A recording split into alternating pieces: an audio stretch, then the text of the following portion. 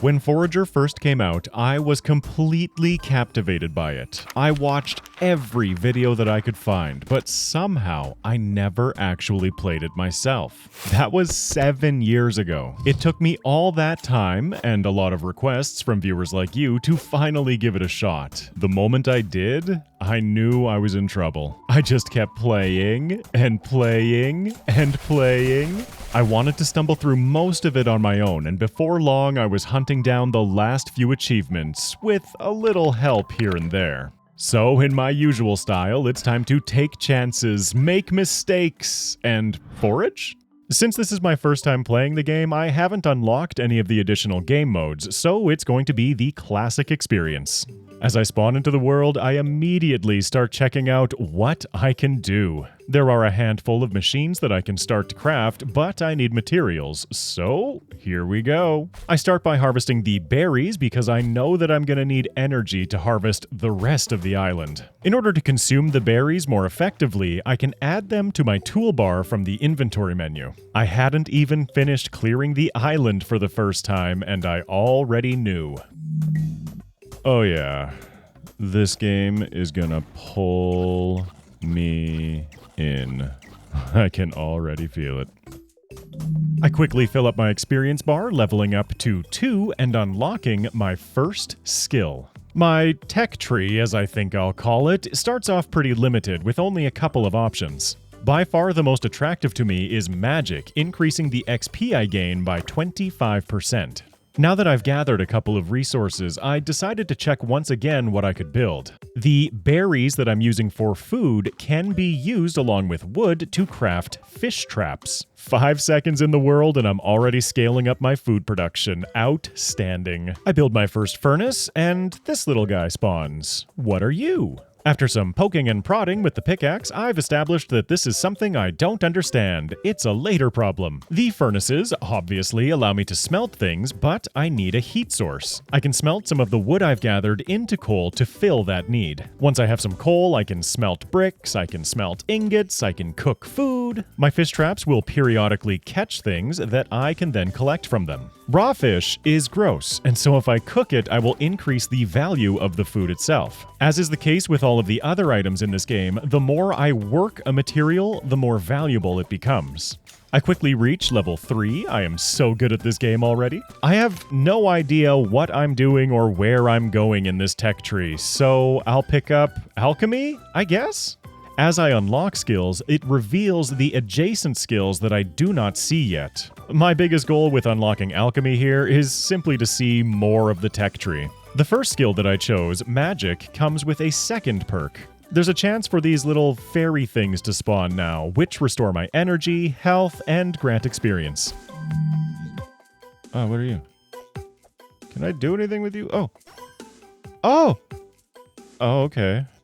As I continue gathering resources, I can expand my production. I reach level 4, this time unlocking economy, which instantly grants me 40 coins. And it makes my forges better at crafting coins, but I don't know how to do that yet. Now, there is a caveat to expanding my production. As I build things, they become more expensive to build. Breaking down something that I've built, however, does refund all of the resources invested into that building. This means that I'm free to configure my base in any way I see fit. But, as I will come to discover later in the playthrough, I will be severely limited by this increased resource cost per building. There's level 5. This time going for industry because the prospect of gaining XP when building structures is pretty appealing. And I unlock more resource types, but I haven't even figured out the ones I have right now. I build my first forge and check out what I can craft in it. Aha! Coins! Currency! Of which I have 40. Using these coins, I can purchase additional plots of land. Just like my first little island, resources will now randomly spawn across this one as well. I am all in for any and everything that's going to help me scale my economy. Deciding that I hate where my fish traps are again, I take them down, encountering my first enemy. Just a slime in the early game, so RPG status confirmed? Oh, that's gonna trigger somebody. This was also my first indication that I do not have a big health pool. Because I now get experience for doing so while I plonk down the new fish traps, I level up. Immediately looking for an exploit, I decided to chop apart one of them and rebuild it. it. Unfortunately, and this doesn't take much, the developer is smarter than I am, and the XP is diminishing every time I build the same structure. Fair enough, and because I've started to encounter enemies, I'm going to unlock combat. As often as I can, I'm just scooting around the island gathering resources. Sometimes because I need resources, but oftentimes I find myself harvesting just for the sake of harvesting. A trend that will continue into the endgame. Soon after I make another discovery, eating not only restores my energy, but also my health, which makes sense. Right now, I'm really focusing on scaling up my fish traps. Another structure I can build are bridges in order to get across some of these water gaps. I would otherwise have not been able to get at this iron. I quickly reach level 7, this time unlocking foraging to help me find more organics. Wheat, beets, and cotton, which will allow me to gather fiber. Unfortunately, I'm just a little too efficient, and I've run out of things to harvest on my islands. I find myself caught in a bit of a waiting game here, but I am able to harvest enough of the scarce resources to reach level 8. I'm already having inventory issues. I am completely full, so gathering felt like the next best choice. At night, this fairy godmother lady will spawn in the middle of the fountain, and she has a quest for me. I'm a little bit terrified of what she has to offer because I'm quite enjoying my simple resource grind. Oh, so it's this lady who's responsible for the little glowing fairy things that spawn. If I make a, quote, very small donation to her, I will unlock the power of her fairies. 1,000 coins? What am I, made of money? I've also started to encounter a second enemy type, skeletons.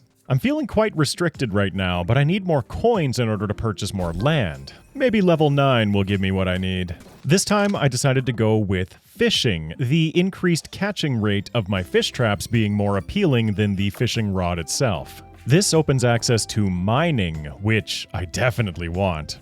As I queue my first steel to craft, you'll note that in my forge I am crafting a shovel. It's a new tool that will allow me to dig up dirt, plant crops, and find more items. I'm also going to add a couple of bridges to the center of the island here so I'm not constantly having to run all the way around it. I feel that economy of movement is a big factor in this game. Using some of the gold ingots I've smelted, I'll craft my first coins. I end up with 154, purchasing 2 new tiles of land. One with a treasure chest and one with something else. Checking out the first island, I am unable to collect the treasure. I need a key. I then find this guy. Are you a friend? Nope, not a friend. Knocking him out, I now have access to more resources, hide and meat. Meat rhymes with wheat, which I start finding on my southern island. I am so averse to trying new things, so I'm just gonna skip by the completely beneficial shrine in the middle of the island here. I still haven't figured out a key, but I have figured out level 10. My inventory continues to be an issue, so I'm gonna go with vaults. Vaults provide additional storage space. Once I slap it down, I earn the achievement for building 20 structures. And speaking of economy of movement, I'm moving my fish traps once again. I replace them next to my furnaces, creating a sort of hub. This levels me up to 11. I love that. At level 10, I scoped out this mining skill, so I'm 100% going to be grabbing it. As soon as it unlocks, I already know my next move. Geology? All rocks drop coal? Yes, please. Having enough coal to keep up with smelting has rapidly become an issue for me. But we can forget all about that because this game has chickens, which means this game has eggs. Pretty much every piece of wood that I'm gathering is dedicated to creating more coal. But any hardship that I'm experiencing is instantly counteracted by the satisfaction of gathering more resources. There's just something about it in this game. I can't quite put my finger on it. Strapping on my big boy pants, I check out the obelisk in the south, which gives me a foraging buff. I now gain bonus experience from herbs and crops. There are 5 of these obelisks, but I can only have 1 active at a time. While continuing to gather, I reach level 12, instantly picking up the geology perk. I really hope that this solves my coal problems. Oh right, I crafted a shovel. What does it do? At this base quality, it has a small chance of creating sand when I shovel up dirt. I could plant crops in these spaces, but they wouldn't be irrigated, and I'm getting way ahead of myself. There are specific spots that you want to use the shovel on, one of which is hiding underneath my forge right now. While playing, I had no idea about any of this, of course, so I'm just gonna focus on smelting more gold. I also confirmed that any dirt that I do shovel up will eventually revert to its original form naturally. Speaking of sand, I begin to smelt my first glass. Glass can be used to craft bottles, but I need thread. I'm going out on a bit of a logical limb here, assuming that I need a sewing machine to make thread. I am a genius. I get my first batch of thread crafting, but I can't pick it up because my inventory continues to be an issue. A problem that I'll try to correct by shoving more things into furnaces. Building this third furnace levels me up to 13.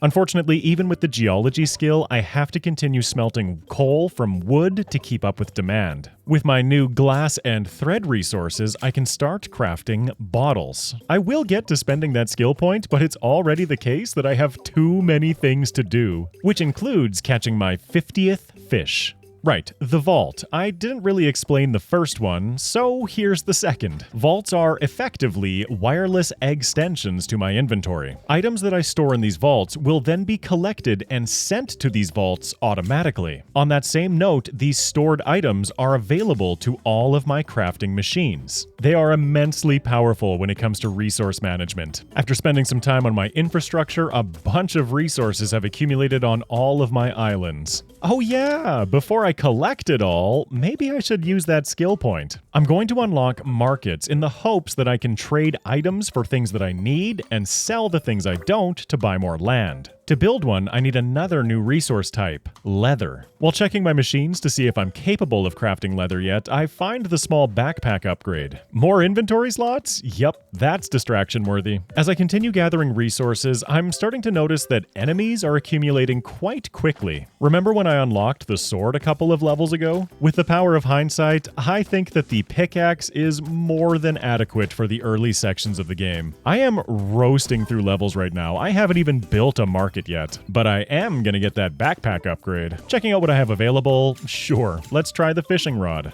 Oh, would you look at that? The sewing skill unlocks leather. I feel like the pacing of this game is very well done. Every roadblock that I encounter, I'm able to navigate pretty soon after. Checking out what these bottles do, I can capture the torch bugs. Also, backpack, so that's 4 more inventory slots. And my fishing rod is done crafting. I'm gonna get so much value out of this fishing rod. After some brief confusion, figuring out that I can bottle water, I capture a 4th torch bug. Ooh, another chicken spawned. I killed the other one too quickly, but I discovered that diplomacy is the answer here.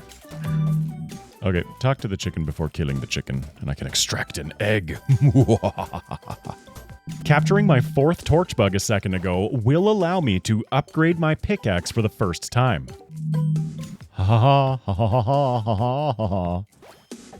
Oh boy, playthrough me is already cracking, but there's level 15. This time there wasn't an option that really stood out to me, so I'm gonna go with textiles. I figured since now I'm able to upgrade my pickaxe, maybe I can find some other gear upgrades. I collect my slime pickaxe, increasing its damage and giving a perk. Now, when I harvest resources with the pickaxe, there's a chance for it to drop slime as well. Slime being the first tier of equipment. I'm a little ways from upgrading to gold. I have no idea what eggs are used for, but I want them all. I'd like to craft more bottles, but sand is rapidly becoming my limiting factor. I'll take another stab at trying to find some with this shovel, but something about this just feels inefficient to me. I go to the sewing station to craft my first pieces of leather and immediately get distracted by slime boots. 10% extra movement speed? Yes, please. Also at my forge, I'm able to craft my first key. I use it to unlock the chest, acquiring the vampire wings. This provides a 30% chance to recover health when killing enemies.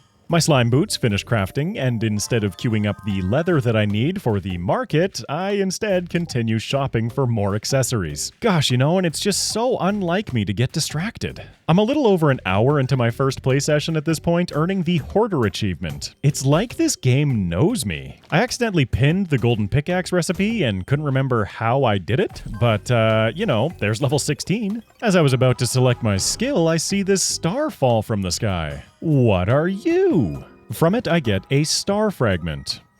That'll be useful at some point, I'm sure. For my next skill, I'm gonna stick with unlocking more accessories, going for jewelry. It also makes gems more valuable, but I am never going to sell a gem. That's wasteful. Checking out what I just unlocked, the slime amulet will allow me to gain 25% more resources. That bonus, by the way, is multiplicative, making it one of the most impactful upgrades for me to pursue. For it, I need emeralds, of which I have not unlocked any yet. Markets have a rotating random stock, and no dice on emeralds this time. It is mildly irksome that the only type of gem I have not found are emeralds. But progress marches forward, getting the achievement for smelting 500 items. Still unable to upgrade my amulet, I guess I'll try crafting myself a sword. Before it finishes crafting, I hit level 17, this time going for craftsmanship. This unlocks royal steel and clothing, materials that will propel me to the next tiers. It also unlocks the hammer, which I can use to repair structures. Fun fact, queuing a new craft cancels the previous one, so I'll just restart my sword crafting again. Also, I get the jealous achievement for having 100 jellies. Haha. I've been able to sustain myself for quite a while off of only cooked fish, selling all of my cooked meat to the market.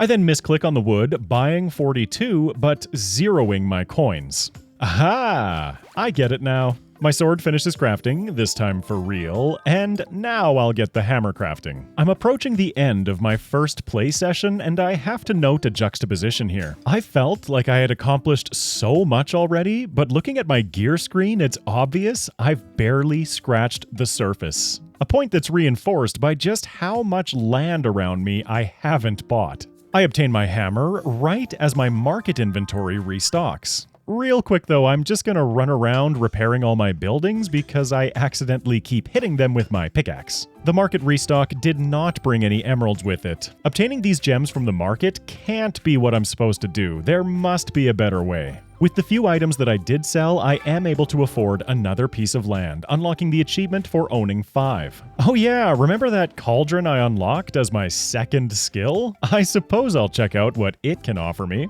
Ooh, a bunch of potions that I don't feel like understanding, but bombs. Those are nice. I'll try crafting a handful of these just to see if they're worth the investment. Survey says... yeah, that's how it happened. Yeah, I like that a lot. It cooked the meat, too. Okay. That new piece of land I unlocked came with a building, the museum. Inside it are 8 different bundles for me to submit items to complete. Every bundle that I complete will reward me with something. Taking a look at the mining bundle, maybe it's best if I put this off for now. I'm definitely not at a point where I feel comfortable sacrificing 50 of anything. Behind the scenes, I have updated how I film these playthroughs. In between play sessions, I'm intentionally going back through my footage to make sure that I'm not missing anything. I'm trying to make my perpetual hindsight occur more during the run than all of it happening at the very end. Again, I'm not using any guides or tips and tricks, but I am allowing myself the use of the wiki between sessions. Since the rest of my production is ramping up fairly effectively, I didn't feel too bad about an odd nudge in the right direction. That will be the case as I proceed forward, but after the first session, I just kept playing. I mean, it's not like I could pick up an emerald even if I did find one, because my inventory is so full. Another vault, please. I achieve level 18, and I just so happened to find an emerald on the southern island. No idea where it came from, but there's the gemologist achievement. In the hopes of revealing more of the skill tree, I unlock manufacturing next. I was doubting that I'd be able to build any factories, but it does reveal drilling. This unlocks offshore drills, which may gather sand for free. I have been perpetually short on sand. Factories require royal steel, which require gems, which I don't have. As tempting as it is to craft something new, I restrain myself to focus on the higher priority item, getting that amulet. The market's stock continues to be uninspired, but I am willing to sell bricks. It's not really good income, but every little bit helps towards getting me more land. I then discovered what these little sand artifact spot buttholes are. Digging up them provides a chance for additional items. With this latest epiphany, I scoot around the map, digging them all up. It's not much, but it's more sand than I've had in a while. Still hoping for the best, I build a second market. That, at least in theory, doubles the chance of finding emeralds for sale. I have no idea what any of this stuff is. I just know two things. It's not an emerald, and I can't afford it. I decided I didn't like where my furnaces were, and I am able to build on top of these bridges. I noticed here that on top of refunding the resources that I had invested into building them, when I break these furnaces, I'm also getting a little bit of slime from my pickaxe. Very cool.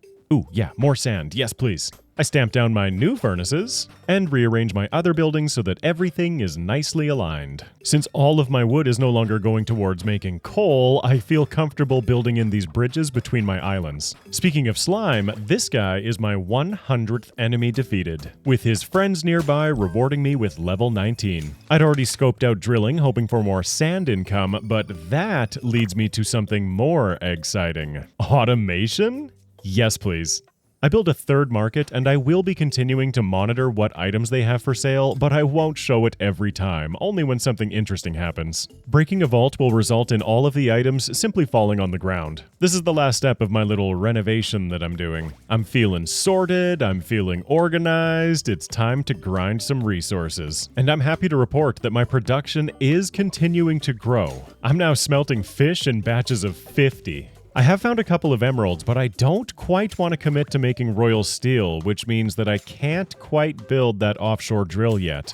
These first emeralds are destined to become a slime amulet. I will now be gaining 25% more resources. Feeling super rich, I decided to turn a couple things into the museum bundles. In hindsight, this was completely unnecessary and not a good use of materials right now. I don't get partial credit here, it's a completed bundle or bust. A better use of those resources would have been selling them like I'm doing with this coal right now. It's so funny to me, like 2 hours ago, if you'd told me that I'd be selling coal soon, I would have laughed. I'm just selling enough random stuff to get myself some cash to buy more land. And with my remaining emerald, I'm going to craft my first piece of royal steel, followed by these slime gloves, which will increase my attack speed by 10%. The faster I can swing my tools, the faster I can gather resources. There's level 20. Before grabbing that next skill, I noticed that I can immediately craft myself up to the golden amulet. Alright, automation. This gives me access to mining rods, which will automatically gather resources for me, and a second perk.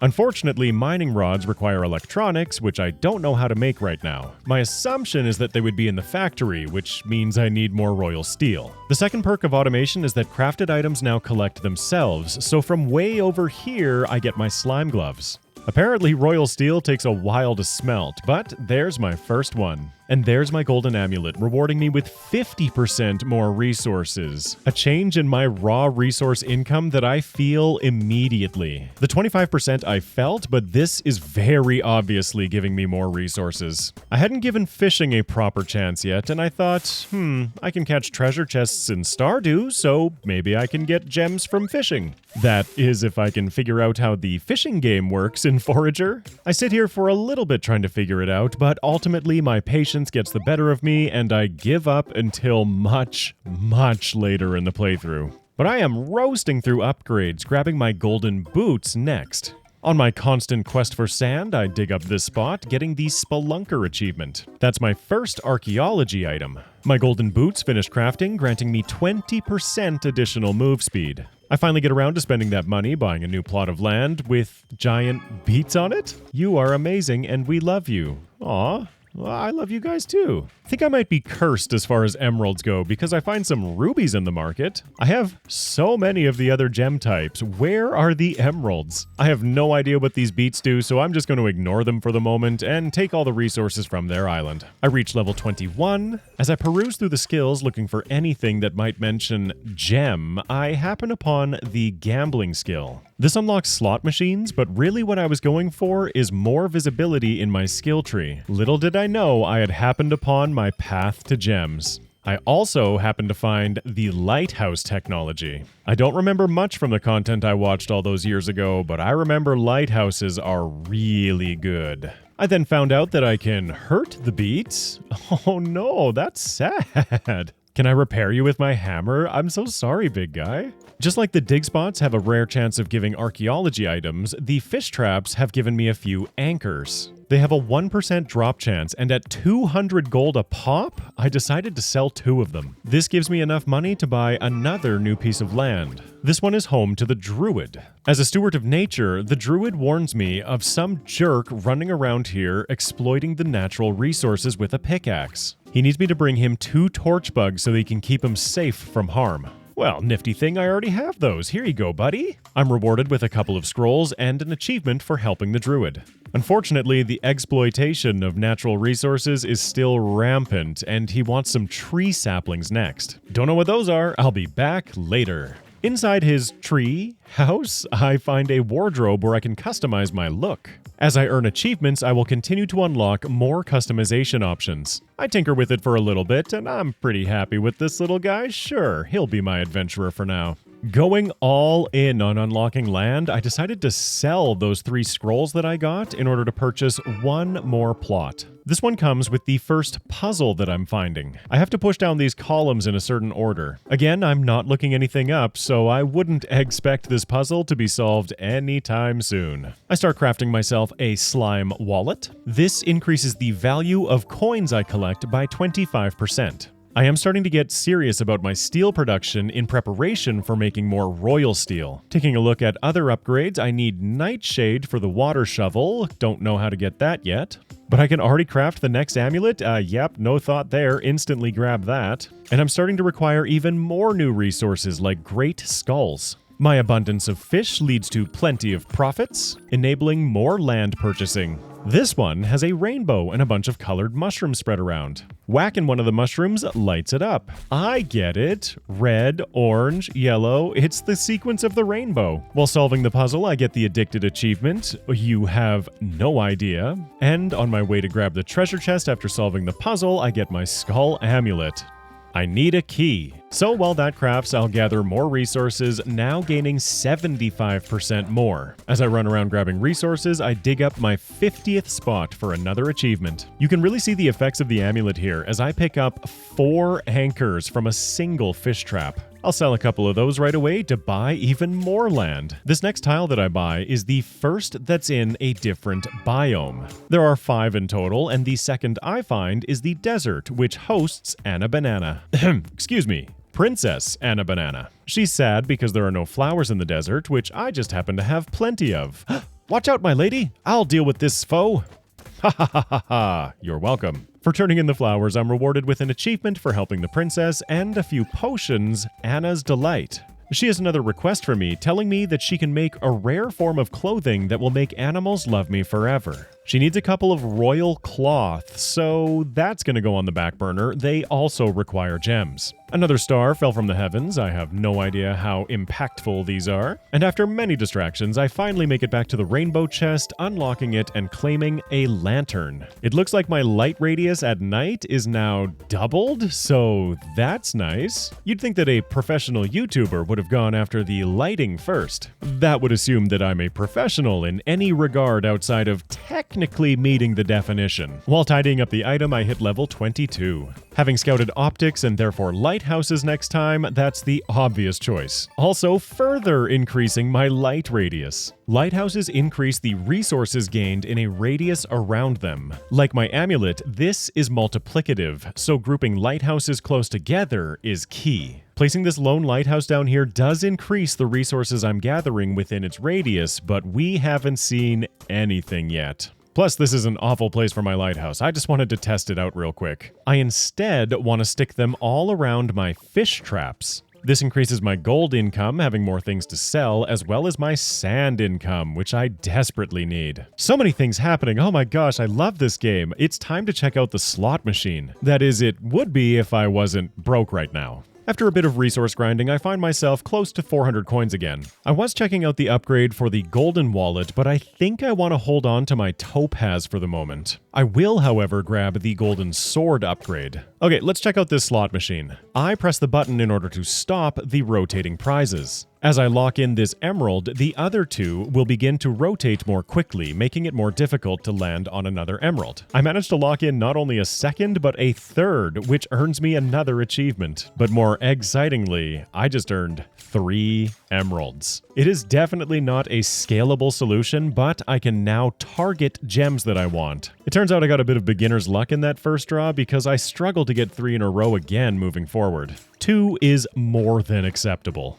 With my newfound path to gems, I get busy crafting royal steel. Then I'm going to continue selling items to sponsor my gambling needs. I claim my golden sword, which has more attack damage, and slain enemies have a chance to drop coins. Cool. I should note that as I upgrade things, they retain all of their previous perks. My sword now has a chance to drop both slime and coins. I check out what Anna's potion does, and it makes me glittery. Animals will drop more resources, and they, as well as fairies, will spawn next to me like that chicken just did. Back in the desert, as I unlock new biomes, I'm obviously going to be getting more resource types, like these beetles that I need to capture in glass jars. Sorry, bottles. They're going to be my ticket to my next pickaxe upgrade. Like the torch bugs in the other biome, I can collect them in bottles, and I spend a couple of minutes focusing on gathering more. While collecting more resources, I level up to 23, and after once again shopping around for a little while, I land on farming. I'm in no need of food, but I am looking for more paths to more income. While continuing my collection, I find a secret traveling merchant guy? I don't know what to call him. He has some endgame items for sale that I definitely cannot afford. But with my gambling efforts, I now have enough royal steel to craft my first factory. Using it, I can craft several new resource types, including the electronics that I so desperately want. They require even more royal steel, as well as obsidian and crystals, 2 resources that I have not encountered. Plastic needs oil, fiberglass needs plastic. Oh, okay, I've got some work to do. I scope out the obliterator down there, which is a tool that I will avoid until I get a certain achievement. That was another concession I allowed myself before starting the playthrough. I made sure there were no missable achievements, because that's never burned me before.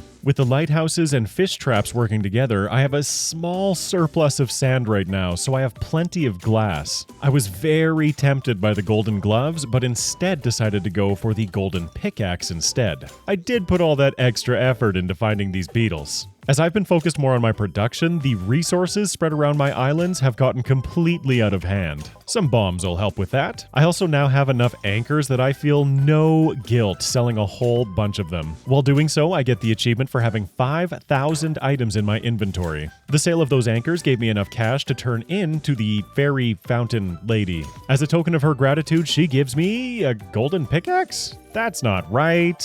Oh, wait, there we go. I get an achievement for helping the fairy queen, and I need a key. While that crafts, I'm just gonna have myself a little bit of mindless fun. Hey, do you think bombs hurt these beets? Let's find out. Yep, they sure do. I think that surplus of glass is better spent on another lighthouse. Once I return with a key, the chest that the fairy queen gave me rewards me the fairy aura, providing passive health and energy regeneration. That's handy, and I found myself at a point where I need to expand my furnaces. I'm gathering way too many raw resources for 4 furnaces to keep up. This is the type of problem that I love to have. I can quickly afford a 4th lighthouse, but these radius blobs are annoying. Ah, perfect. There's a setting to turn them off, and ooh, a zoom function? I'm not going to play fully zoomed out because that felt like a bit much, but I do prefer seeing more of the world around me. With my production ramping up, I have no problem selling hundreds of meat and cooked fish for more money. As I continue pushing outwards, land is costing more as well, but I can afford 2 more tiles. Now with 4 lighthouses and my skull amulet, it seems that these fish traps are dropping about 9 times what they otherwise would. I need more. The first island I unlocked has some kind of funny pillar in the middle of it and a little clock with numbers. I'm a smart guy, I'll figure it out eventually. The second island has a treasure and these sentry dudes. It seems that they target me while charging up a shot and then fire, which I have to be careful of. Luckily, they're locked in place, so with the advantage of mobility, I make quick work of the sentries. They just so happen to drop me a bunch of steel, which is much appreciated. Let me guess, I need a key. I'll be back. While I'm away, I'll stamp down a 5th lighthouse up here, and here we can really see that multiplicative difference coming in. The lower traps that are outside of the radius of the new lighthouse are still giving 9 per drop, but the others are giving 13. I hope you're starting to see how effectively these lighthouses will scale en masse. I quickly find myself reaching level 24, and with my production ramping up, I scoped out the machinery skill. The flower press, super, don't know what that is, but all structures now have a 10% chance to double their output. We can see that take effect here. As I queue up more royal steel, the brick furnace just doubled its items. It doesn't seem like much right now, but I promise, as I continue to scale up, that bonus is going to be incredibly impactful. Checking out what my new flower press can do. Ooh, is this how I make crystals? For now, yes, but there are much better ways of getting them. I just need to unlock more land. This marks the start of my 3rd recording session, where in between, I looked up if I could rearrange my toolbar. I don't know about you, but in every game that I play, be it Stardew, 7 Days, Graveyard Keeper, Minecraft, I always try to keep my toolbars set up in the same way. Using the menu in the bottom left corner, I can set up my toolbar in the correct order. Sword on 1, pickaxe on 2, and the natural order has been restored. Key in hand, I cruise back over to the desert, obtaining my first spirit orb. Using this, I can choose one of 4 upgrades: a permanent boost to health, energy, or damage, or an instant level up. I haven't even utilized all of the skills I do have unlocked, so I think I'm gonna go with health for now. That feels like the safest option considering how squishy I am. Also, because I'm a child, check out how much thread I can make. Nice. I finally check out the windmill that I unlocked with farming, and it provides a bunch of new recipes. Most of them are for making seeds to plant crops, but there are a couple of other interesting ones. Just to make sure I don't run out, I craft a few wheat seeds, and then I invest the rest of my wheat into crafting flour. That flour can then be converted into bread that I'm hoping to sell. I notice I can afford the medium backpack, and while my inventory hasn't been too bad, might as well. I then go back to gambling for gems, aiming at more royal steel, collecting my medium backpack once it finishes crafting. I can afford 2 more tiles, my first in the graveyard biome, revealing nightshade, which I need for that shovel, and 1 more in the desert biome. Both of these new tiles feature dungeons, but I'm far more interested in getting this nightshade right now. Feeling bold after dispatching with the sentry outside, I decided to check out the desert temple. Excuse me, the ancient tomb. To progress through the tomb, I am going to have to solve some puzzles, and I love this. It's very reminiscent of those old RPG dungeon puzzles. I am here for this. I suddenly find myself with the urge to play some Lufia 2. How strange. I can power the pylon with the electric block, opening access to the next room, which has a scary thing in it. Are you friend? Oh, nope, not friend. I make quick work of him with my golden sword, revealing 2 paths deeper into the dungeon. I'm good. I want to work on my production a bit more. With all of these new resource types coming in, I find myself needing even more vaults. While playing, I did not discover a stack limit, so it's very important that I keep every single vault organized. Having coal, for instance, in 2 separate locations does not serve me. Among the new resources I find is poop. Just a quick warning if this makes you uncomfortable, but I will be having poo problems throughout this playthrough. With my gem income slowly scaling up, I decide to start making some royal clothing. Then I head back to the ancient tomb, and it seems that every time I re-enter it, the dungeon completely resets. Good to know. I get rid of the guard here, and I proceed west. This doesn't get me very far, but I can continue south where I find even more enemies. I'm just gonna outmaneuver these guys like I did with the ones on the island. There is an easier way, but I don't quite see it. After taking care of them, I continue south, finding another power cube. As I push it upwards, I realize I probably could have pulled the plug on those 2. I'll remember that for next time. I power the west pylon, and I'm stuck. Okay, how about going north? I slay the guardian, and find myself pretty much stuck again. I try to get a little cheeky here, pulling the block back across the pylons, but I end up trapping myself.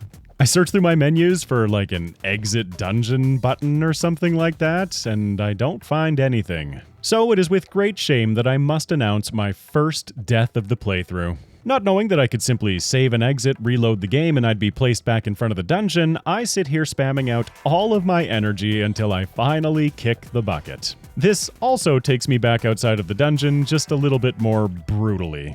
If one thing has become clear to me, it's that I need a better way of handling these resources. With this many tiles now, I cannot keep up harvesting them all. Third time's a charm, I'm back in the ancient tomb, but this time I go east. I find these two dudes going around in a circle, making quick work of them, as well as I find my first cinder bloom. This leads me north to another room with two dudes circling around, so after making quick work of them, I can open the chests. They reward me with gems. Ooh, this is way more fun than gambling. I find myself stuck again, so I need another energy cube. Back west I go. This time, like the smart cookie I am, I disable the sentries by taking away their power. Obviously, I'm still harvesting them for their resources. I take the cube with me all the way back over to the east room and start finagling my way through this puzzle. I have to juggle these cubes as I find myself a way around the puzzle, but I find myself stuck once more. I guess I'll be taking both cubes with me now back over to the west rooms in search of a third. Now with 2 cubes, I can make it through this obstacle and claim the chest behind them. More gems, yes please. I then use the second cube to travel further north, finding this room. I make quick work of the Guardians, which opens the path north. In this room, I find my first blue chest. Inside of it, I claim the Thunder Rod. I can use it to zap enemies and power structures, eh? So returning to this puzzle, I don't need a third cube. Maybe this rod will work. And it does just that. I find 2 more Guardians, getting rid of them quickly, which opens the path north, revealing the boss key. A quick zappy zap and I can collect it, carrying it back to the central room, unlocking the boss's room. Deep breath, here we go. I find myself facing the Thunder Elemental. Now I'm going to be increasing the footage speed here so that you can appreciate just how wild this fight got for me. The only reason that I survive it is because my sword hits in an area of effect. Because of that, I'm able to keep all of these ads that the boss is spawning under control, which is also triggering my vampire wings. Remember, those are giving me a chance to restore health each time I defeat an enemy. I did take the odd break to eat fish, but it became very clear to me that I just need to keep swinging and hope. I get the achievement for defeating 3 or more enemies with a single sword slash, and with no idea how I ended up surviving this encounter, I defeat the boss. Holy moly. The boss drops some steel and some royal steel, which is nice to see. I earned the achievement for completing the ancient tomb and the ancient seal. That was super fun, and I have a new toy to play with, the Thunder Rod. During the fight, I also leveled up, claiming prospecting in the hopes of getting more gems. My efforts have given me enough gems to craft 2 more pieces of royal steel. Look at me go. I'll note that I have continued looking in the markets for more gems. Rubies, where are my emeralds? So you know how I was just complaining about not being able to keep up with harvesting resources? The Thunder Rod literally supercharges my ability to gather stuff. As I hit resources with it, energy arcs to nearby resources, making my clear speed much faster. Plus, you know, it's just so darn fun. I forego all thought and just run around the map blasting stuff with my new rod. No resources are safe from me. Mwahahaha. And now with 2 royal clothing in hand, I return to the princess. She rewards me with another chest, and big surprise, I need a key. As I continue clearing out the entire world, I accidentally hit this pylon with the Thunder Rod. Well, I guess that's how that puzzle is solved. I'll take the free gems. Returning to Anna Banana with a key, I claim the pink bow. It does not increase the damage of normal type moves, instead increasing animal drops by 25%, and they'll spawn more often. Nifty. I find the traveling merchant guy again, buying a couple pieces of obsidian. I still have not found it in the world, and I really want some electronic circuits. While selling items, I get the Tycoon achievement for being rich and owning lots of land. From the graveyard biome, I now have enough nightshade to upgrade my shovel. Here's a blink and you'll miss it moment. While doing a bit of menuing, I accidentally buy a piece of land and don't even notice. In the moment anyway, I was very confused when I found the piece of land unlocked. Building more fish traps, I reach level 26, and because I'm starting to do some of the dungeons, I go for evasion, increasing my dodge chance. My boots are also increasing my dodge chance, but it's not really significant yet. And it feels so good to be crafting royal steel 10 at a time. It doesn't sound like much, but this is more than I've ever had. I now have more than enough glass to justify crafting the golden gloves, and I can continue expanding my lighthouses, even though they're getting a little far away. I claim the water shovel, increasing the area in which I dig, which also now irrigates the dirt. As I rely more and more on lighthoused fish traps for income, I continue to build more and more. What's this? What's this? An island in the north. This is my first tile in the winter biome, sporting new enemies and new resources again. The enemies drop leather, which is nice, as well as I now have a reliable source of crystal. Now I just need to find obsidian for those circuits. This guy right here, the one calling me Marshmallow Face, he is the reason why I have poop problems. He's asking for 500. It's a life or death situation with no time to explain why. Hopefully it's not too urgent, because this quest is not getting done for a long time. As things have continued to grow organically, I'm already finding myself wanting to rebuild. Iteration is my process. Another cool thing that I can do with the Thunder Rod is supercharge my machines. While powering them, it increases their smelting speed. Here, the fish is more obvious. Along with the other resources, I'm now finding lavender, upgrading to the Nomad's shovel. Then, feeling bold, I decided to check out the Skull Maze. I begin my exploration, and no surprises here, the most abundant enemy type are skeletons. As a person who's played games before, my instinct is to start lighting all these torches. I continue my way through, defeating enemies, gathering any resources that I find, and lighting the braziers. I guess they're braziers, not torches. The path is not linear, and so I end up doing a fair amount of backtracking as I continue exploring the maze. Deeper in, I find a different skeleton type. Something tells me that these are the guys I get skulls from. Somehow, I end up running out of inventory space. Fortunately, one of the items is a spirit orb, so I can quickly grab more health. I make my way around to the big boy, and he is substantially tougher than the smaller skeletons. He does confirm my theory, though. These big guys are the ones with the skulls. I find an altar, and I can't seem to click back out of it, so it looks like I'm losing a max health. Between potions and a permanent damage increase, I guess I'll take the potions. Immediately regretting the decision because I don't have any inventory space. What was I thinking? Oh well, I get it sorted and I can check out what some of these potions do. I mean, they seem useful, but I'm so scared of using them because I don't like using consumables that I don't know how to get more of. In summary, the damage increase would have been much more worthwhile because all of these are just going to end up sitting in a vault. Deeper into the maze, I find myself another blue chest. This one provides me with the Necro Rod, which allows me to summon skeletons. It doesn't seem like it at first, but that rod ends up being incredibly impactful in the late game. I clear out the last of the skeletons that I can find, and finding another blue chest, completing the skull maze and getting the skull seal, and another spirit orb. Cool beans. It booted me out, and I know that resets the dungeon. I really wish that I'd found the rest of the braziers before grabbing that chest, but oh well. To make me feel a bit better, I claim the Nomad shovel. My dig area is increased again, as well as now digging always yields sand. You know, I could have sworn I crafted these golden gloves earlier, but apparently not. They're going to increase my attack speed by 20%. This attack speed increase also applies to rods, by the way. I also discovered that digging up these spots in the desert yields a lot of gems. So of course I run around to every desert tile that I have unlocked, frantically shoveling everything in sight. I want to use this central area in my lighthouses a little bit more effectively. I figured I'd take a stab at growing some seeds, but quickly get distracted heading back to the skull maze. This time, while blasting through skeletons with my rod, I accidentally open a secret. Oh, there's secret rooms in the walls? Okay, I've got a lot more to explore here. As I make my way through, I'm keeping an eye out for these cracked walls. I blast through it, getting an achievement for finding 3 secret rooms. Further exploring this place was part of the motivation for coming back, but I'm really interested in getting more of these skulls. Great skulls are what I need for my next tool upgrades, my sword and pickaxe. Remember forever ago when I unlocked drilling to solve my sand problem? Well, I finally have enough royal steel to justify building an offshore drill. It only has a single recipe, bottled oil. As it produces that, it will produce sand, but I'm getting so much from my fish traps now. I've earned enough coins to buy 2 more pieces of land, 1 more in the graveyard and 1 more in the desert.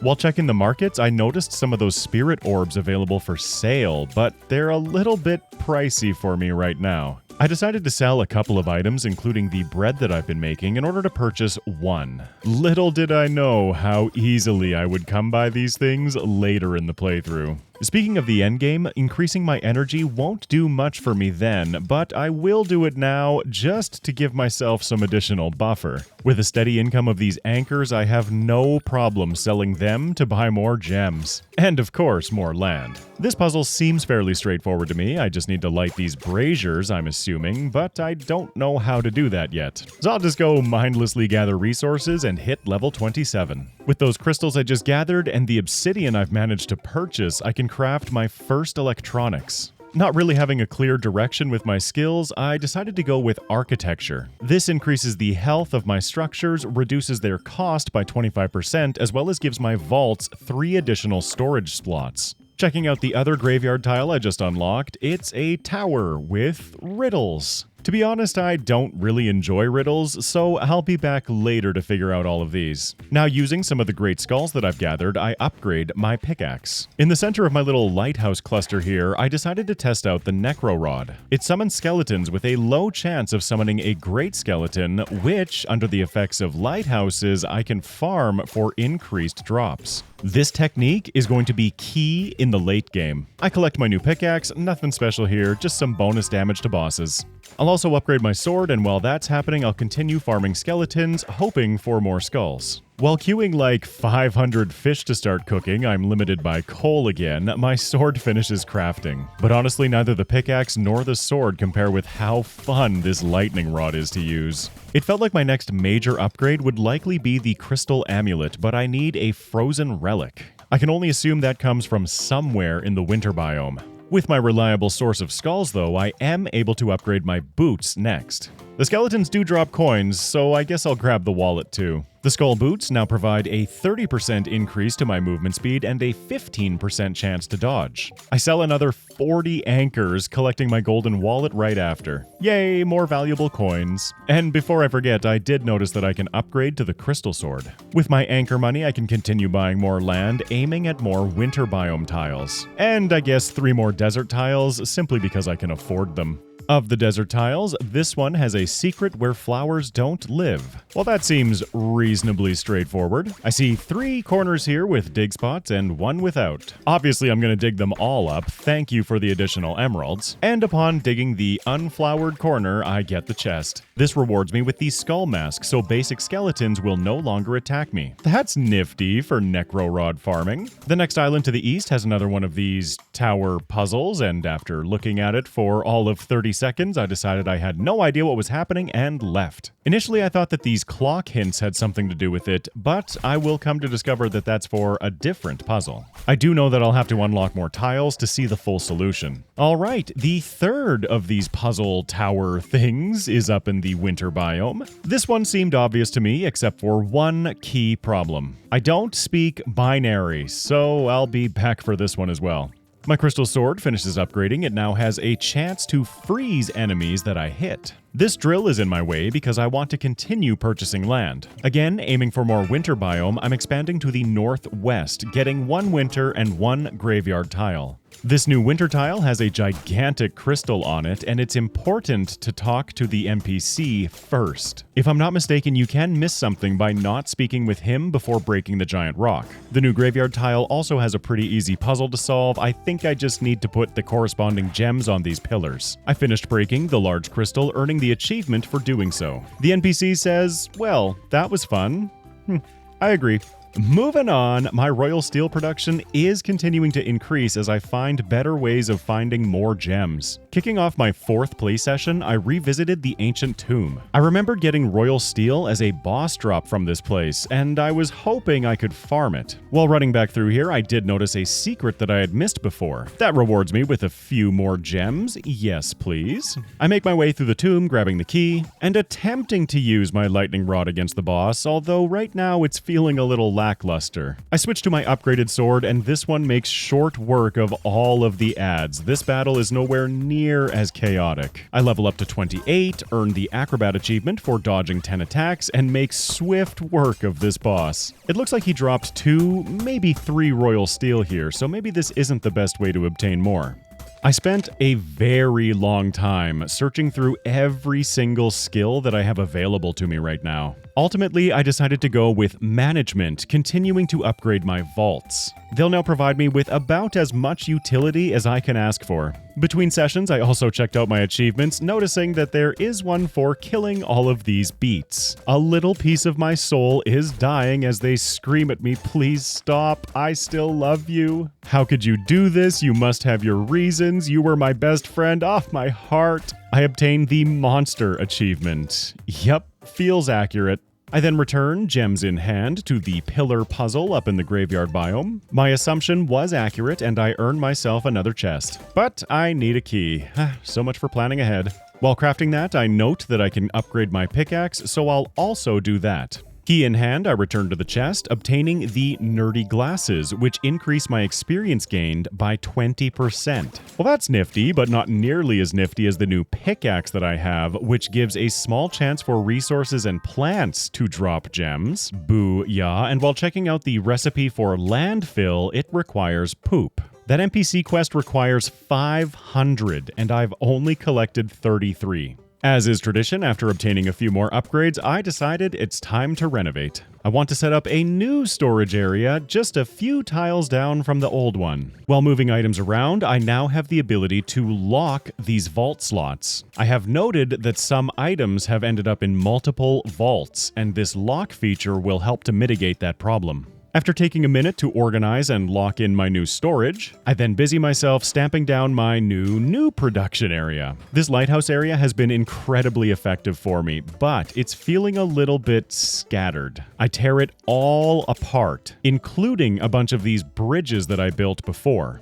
I was aiming here to increase the density of lighthouses surrounding this little island. I go from having 6 lighthouses around this little island to having 10. I'm going to fill in all of the additional area with fish traps. After all, cooked fish and anchors are pretty much accounting for all of my income right now, and while building out the fish traps, I level to 29. My lack of ability to process materials is what prompted this recent renovation, so I'm also going to pick up the new skill, smelting. It increases the speed of both my forges and furnaces by 25%, furnaces being the one that I'm most interested in. Finally, investigating the new southeastern desert tile, it has the mining obelisk on it. It's just like the other obelisk that I found, this time providing more experience for mining tasks, which I just want to do for a few minutes if you'll excuse me. Real quick though, I did want to see how much of an impact these new lighthouses made. I went from gathering maybe 13, 15 resources per trap to over 100. Lighthouses are massively powerful. Hoping to speed up my mining a little bit, I came back to bombs. Unfortunately, these crystals are a little bit too tough, and the bombs don't break them in one shot. But that's not going to stop me from having fun, that just means more bombs, earning the achievement for having 3 active bombs at once. I got so carried away harvesting resources and not paying attention to my energy that I ended up expiring. Whoops, it wasn't the first time, and it definitely won't be the last, especially as I fall behind collecting some of these resources. While I was in the area, I took another stab at this puzzle, but I still have absolutely no idea what this means. Maybe I'll try fishing again. The irony here is that I tried my hardest to wait and see what happened, but I am so impatient that I gave up again. Forager pulled a fast one on me here. Fishing is as much a game of patience as it is in real life. This is why I never go fishing. Instead, I'd rather be doing things, like crafting my skull gloves. I still haven't found a source of obsidian, but I have continued buying it from the markets, now able to craft 6 electronics. Slowly but surely it is scaling up, and there are my skull gloves, increasing my attack speed by 30%. Every time I feel discouraged about my production falling behind though, the game gives me a little boost. There's the achievement for Artisan, crafting 10,000 items. With all of these achievements I've been unlocking, I've earned a bunch more skin options, so I headed back to the treehouse to play around. I scrolled through for quite a while, eventually landing on this little monstrosity. Isn't he cute in like a Beats Beware kind of way? I tried spending a bit of time supercharging my factory production with my rod, but it just doesn't feel very good right now. But I was able to craft enough electronics to get my first mining rod. These will automatically harvest and collect resources in their radius, although one unupgraded rod is not the fastest thing in the world. While clearing the map, I level up once more to 30. With money on my mind, I felt like it made the most sense to go after banks. That is until I noticed the next skill, capture capitalism. With that, I can collect experience for selling things? Yep, that'll be the next one. Desperate for more royal steel, I came back to the ancient tomb to continue farming the boss. Again, I only collect a few royal steel, but hey, that's a few more than I had before. On the way in, I thought I would be cheeky and ended up locking myself in again, so I guess I'll just have this guy send me to the start. At this point, I still wasn't aware of simply being able to save and exit, so here we go. I do get another achievement, Daredevil, for dodging a lethal attack, although I take the lethal one right after. Apparently, I was really not paying attention here because I end up taking another death. I load right back into the world and take another. Thanks to my high dodge chance, third time's the charm and I managed to heal up and defeat the enemy. Okay, back to purchasing land. I can't really see how much this tile costs, but it's green, so I know I can afford it. This is the first tile that I'm buying in the fire biome. I find a familiar looking clock puzzle with another hint to its solution. The fire biome will spawn these larger boulders, which should help to increase my resource income, especially because these ones provide me with my first obsidian. No more hunting through markets for that, and with my royal steel, I'm able to upgrade to the royal shovel. My royal clothing allows me to craft the big backpack.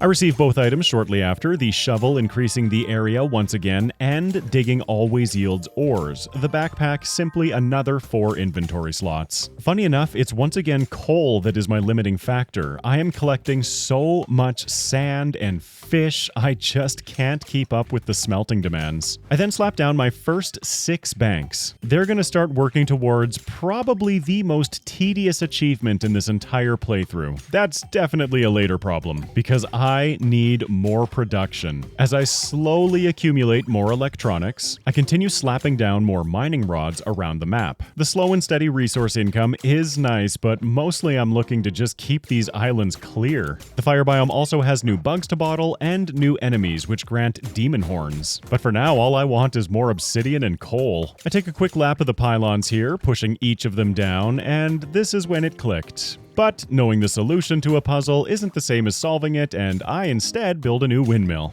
I still don't know how to handle my poop problems, and animal feed costing poop just feels wrong. I mean, the description says animals love this meal. Ugh. Instead, I'm finally going to craft those tree saplings that the druid requested forever ago. While continuing to clear resources, I reach level 31. I already had capitalism scoped out, yes please. And shortly after, I can get these saplings turned into the druid. I have saved the forest from those guys with pickaxes. Well, yeah, obviously, I'm using a lightning rod for the most part now. This earns me the lunar medallion, pointing at the location of starfalls and making them happen more frequently. The druid then has one final quest for me. I have to find him a dinosaur egg. Cool, file that under a later problem. I started my 5th play session incredibly strong, gathering my first batch of 101 anchors from a single fish trap. Before I forget, I'll fill in the rest of this little island with seeds, trying to leverage these lighthouses as much as I can. My plan is to create a nice stockpile of each of these seed types, just in case. I don't think I could get more lighthouses around that island if I tried, so I'm gonna start adding some to this new southern biome. After all, I'm in desperate need of more obsidian for more circuits. Even with just the 2 lighthouses, I am noticing a difference in the drops, enough to justify expanding my factories. The first crop that I stockpiled is wheat, and I don't need to show you the other 6. In one cycle, I about multiplied my wheat supply by 10. I craft a bunch of backup seeds, store those, and move to the next type. Slowly but surely, I am scaling up, now able to craft electronics in double-digit batches. And while those craft, I'm going to continue absent-mindedly playing with my rod. Man, am I right? But I'll also be using my shovel to gather more gems in the desert. At least until I get a bit too carried away. Oh, I really need to stop doing that. To make myself feel better, I sell 873 fish on top of my 100 anchors. That was an instant level up. While looking for my new skill, I noticed artistry.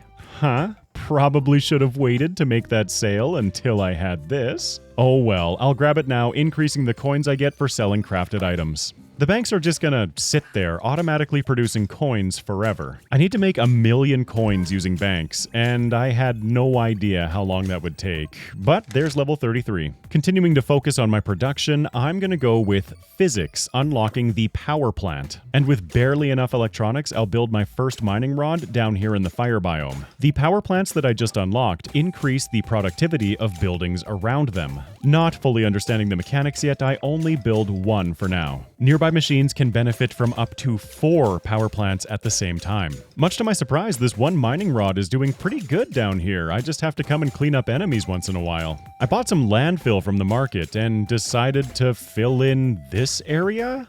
Wait, I should fill in this area to get more resources from it. Whoops. Well, anyway, with access to those demon horns, I can now upgrade my pickaxe and sword one more time. It's a hefty cost of electronics, but you gotta spend resources to make resources. This pickaxe will also burn resources when they're picked up. I assumed that this would pre-smelt the ore or cook the meat or something from animals, but I don't really see that. I'm just gonna stick with this lightning rod because it's way more fun to use. While working on my seed project, I get the irrigator achievement for watering 100 seeds. And since this is the last batch of seeds that I wanted to make, I'm now comfortable tearing it all back down again. I'm moving these all down to that fire tile.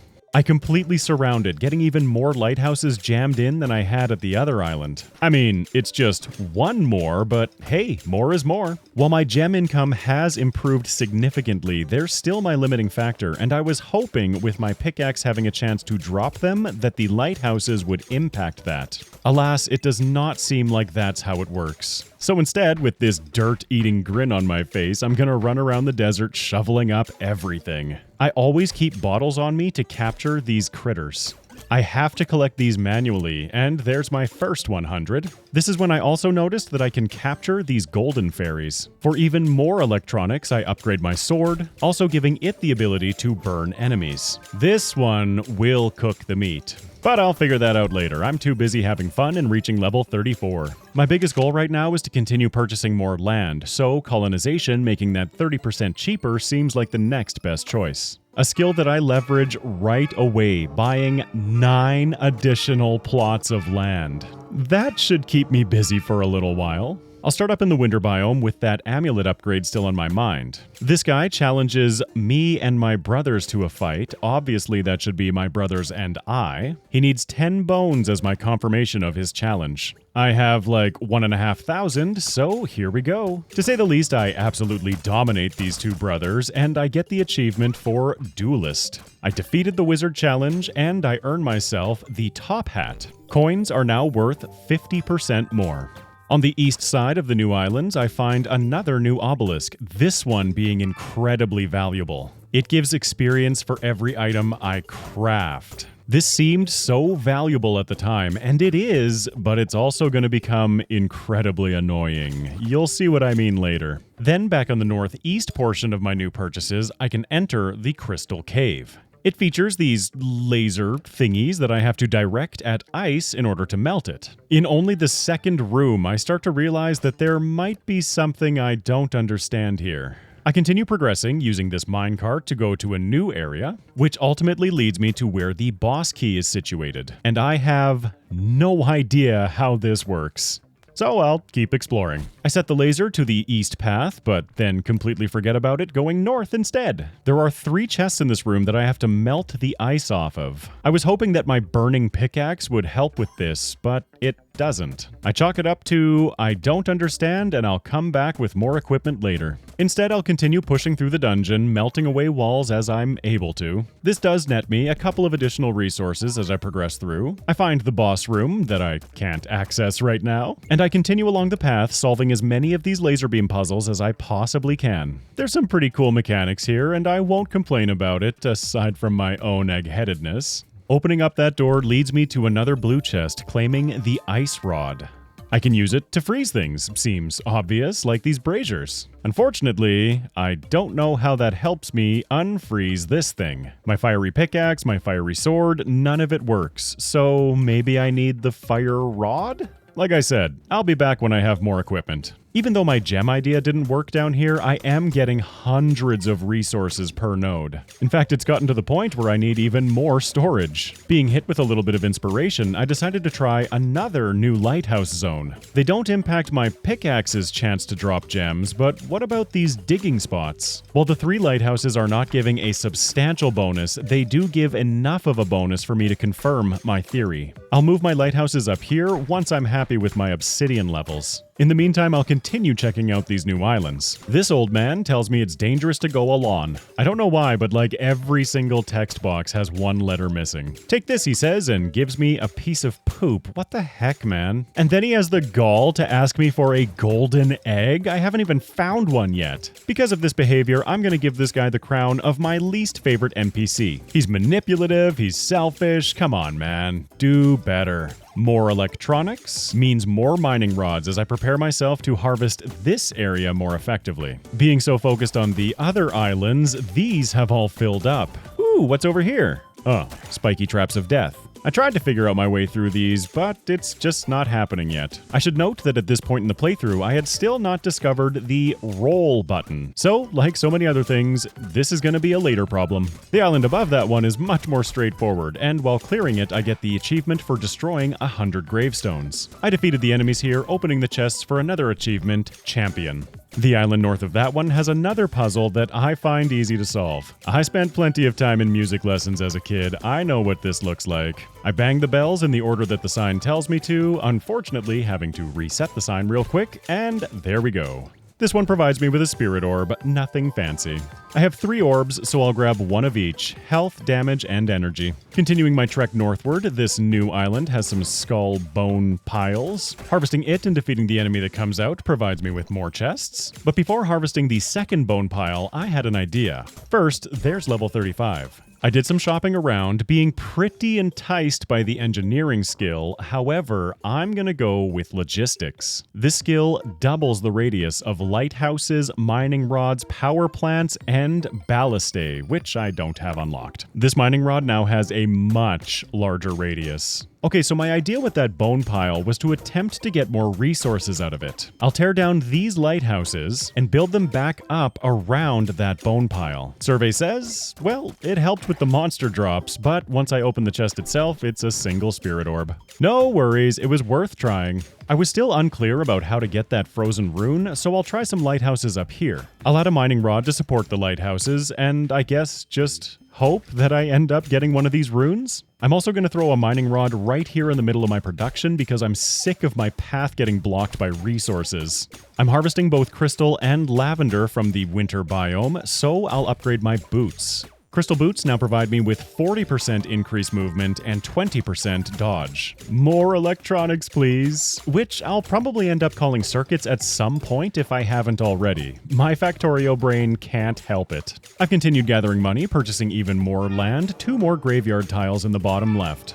This one has an orc goblin guy with another quest for me. He needs 100 bones from me, and it's a good thing I have over 2,000 sitting in a vault. He only doubted me until the end. Well, that's good, because that quest didn't last very long. I'm rewarded with the achievement for helping the goblin, not orc, and the skull key. This key will now open up all future treasure chests. The irony being that I just crafted myself like 20 keys to make sure that I didn't run out. This other guy is HopFrog, the developer of this video game. He has quite the quiz for me, and I try my best to answer the questions as poorly as possible. Like I mentioned, between play sessions, I scoped my achievements and knew that I needed to fail this quiz. I'm not really sure if there's a way of succeeding it, but there's my achievement for failing miserably. This gets me another spirit orb and one step closer to 100% completion.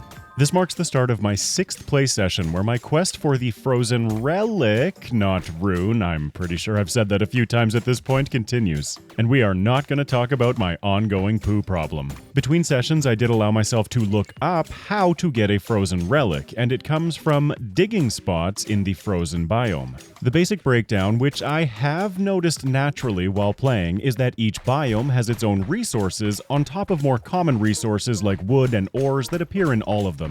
Like the anchors I get from my fish traps in the grass biome, I can get frozen squids from the winter biome. The frozen relic comes from dig spots, and somehow I don't find a single one on any of these islands. I also, while cutting down my footage from the last play session, noticed that I did not check out this east path in the Crystal Cave. I was hoping for a solution to get that key out of the ice, but alas, just a whole bunch of crystals and another treasure chest, which I'll still happily take. I'm finding it incredibly valuable in this playthrough to look back at my own footage and find things that I'm missing while playing. I did come back with a couple of ideas to free this boss key, but I didn't want to look up the solutions to any puzzles. I'm not that desperate yet. If you doubted how much my sand income has improved since adding those lighthouses, here I am smelting 2,000 of it. Unfortunately, gems continue to be a limiting factor. I've also noted while reviewing my footage that I always start every play session with a giant clear-a-thon. It's just so fun. With my 2 spirit orbs, I'm going to increase my energy and health once more each. Because my glass and brick production has skyrocketed, I've pretty much now filled out this southern island with lighthouses. With this island fully surrounded in lighthouses, raw resources pretty much became a non-issue for the rest of the playthrough. To continue leveling up, I want to keep this crafting obelisk active, but my goodness, the spam. And I haven't seen anything yet, but I quickly reached level 36. I was eyeing up engineering last time, and this time I want to go for it. All industrial structures will work 25% faster, and I unlock droids. When I play Factorio, I really like bots, so droids must be really powerful, right? I'm gonna need a bunch of plastic. While that processes, I go back out harvesting resources, and ew, I get the disgusting achievement. With the power of hindsight, I might be overutilizing my lightning rod here. Remember, all upgrades to my tools are cumulative, so this pickaxe has a chance to drop gems when harvesting resources. I should really try to leverage that more. I also took a gander at the power plant mechanics, learning that I need 4 to fully power these machines. As I gather the resources for them, I'll continue to build them out. I fill in the last lighthouse for now, and this enemy that spawns drops 1,000 coins and 500 demon horns. That seems effective. From now on, I will be trying to maintain this crafting buff, but I won't be the greatest at it. Especially as my production continues to ramp up, it's so valuable. There's level 37. I shopped around a little bit, eventually landing on hunting. This unlocks the bow, a tool that I have not had access to yet. Maybe it'll help me solve some of these puzzles. Of course, it's very far behind in upgrades, so here comes the slime bow. And now that I've started producing plastic and fiberglass aiming towards droids, I need more bottled oil. I obtained my slime bow, but I'm far less interested in that than getting this frozen relic. I have been egg-spanding the lighthouses up here as well, which also cover the graveyard biome. Now that I know how the frozen relics are obtained, I can only assume that there's something I'm gonna need from dig spots in this biome as well. Before even trying my bow, I'm upgrading it again, and I purchase another piece of land in the winter biome. What do you want? Here, have a sphinx. While that amuses me, it is not the solution to the puzzle. I obtain my golden bow, arrows will now drop coins on hit. Now let's see what the solution is here. Oh, I can't see what the first line of it is behind my level bar. Rewind, zoom, enhance. Only the flower that glows in the dark will awaken the stone princess. I'll take a shot at that in a second, but I was so close to getting another piece of land that after a quick visit to my banks, I can buy another piece of land in the winter biome. Now this baffles me because I solve this frozen chest by hitting it with my burning pickaxe. Why would this not melt the ice in the crystal cave? I'm so confused. Anyway, I get the best item ever, the fish net. Fish traps collect themselves.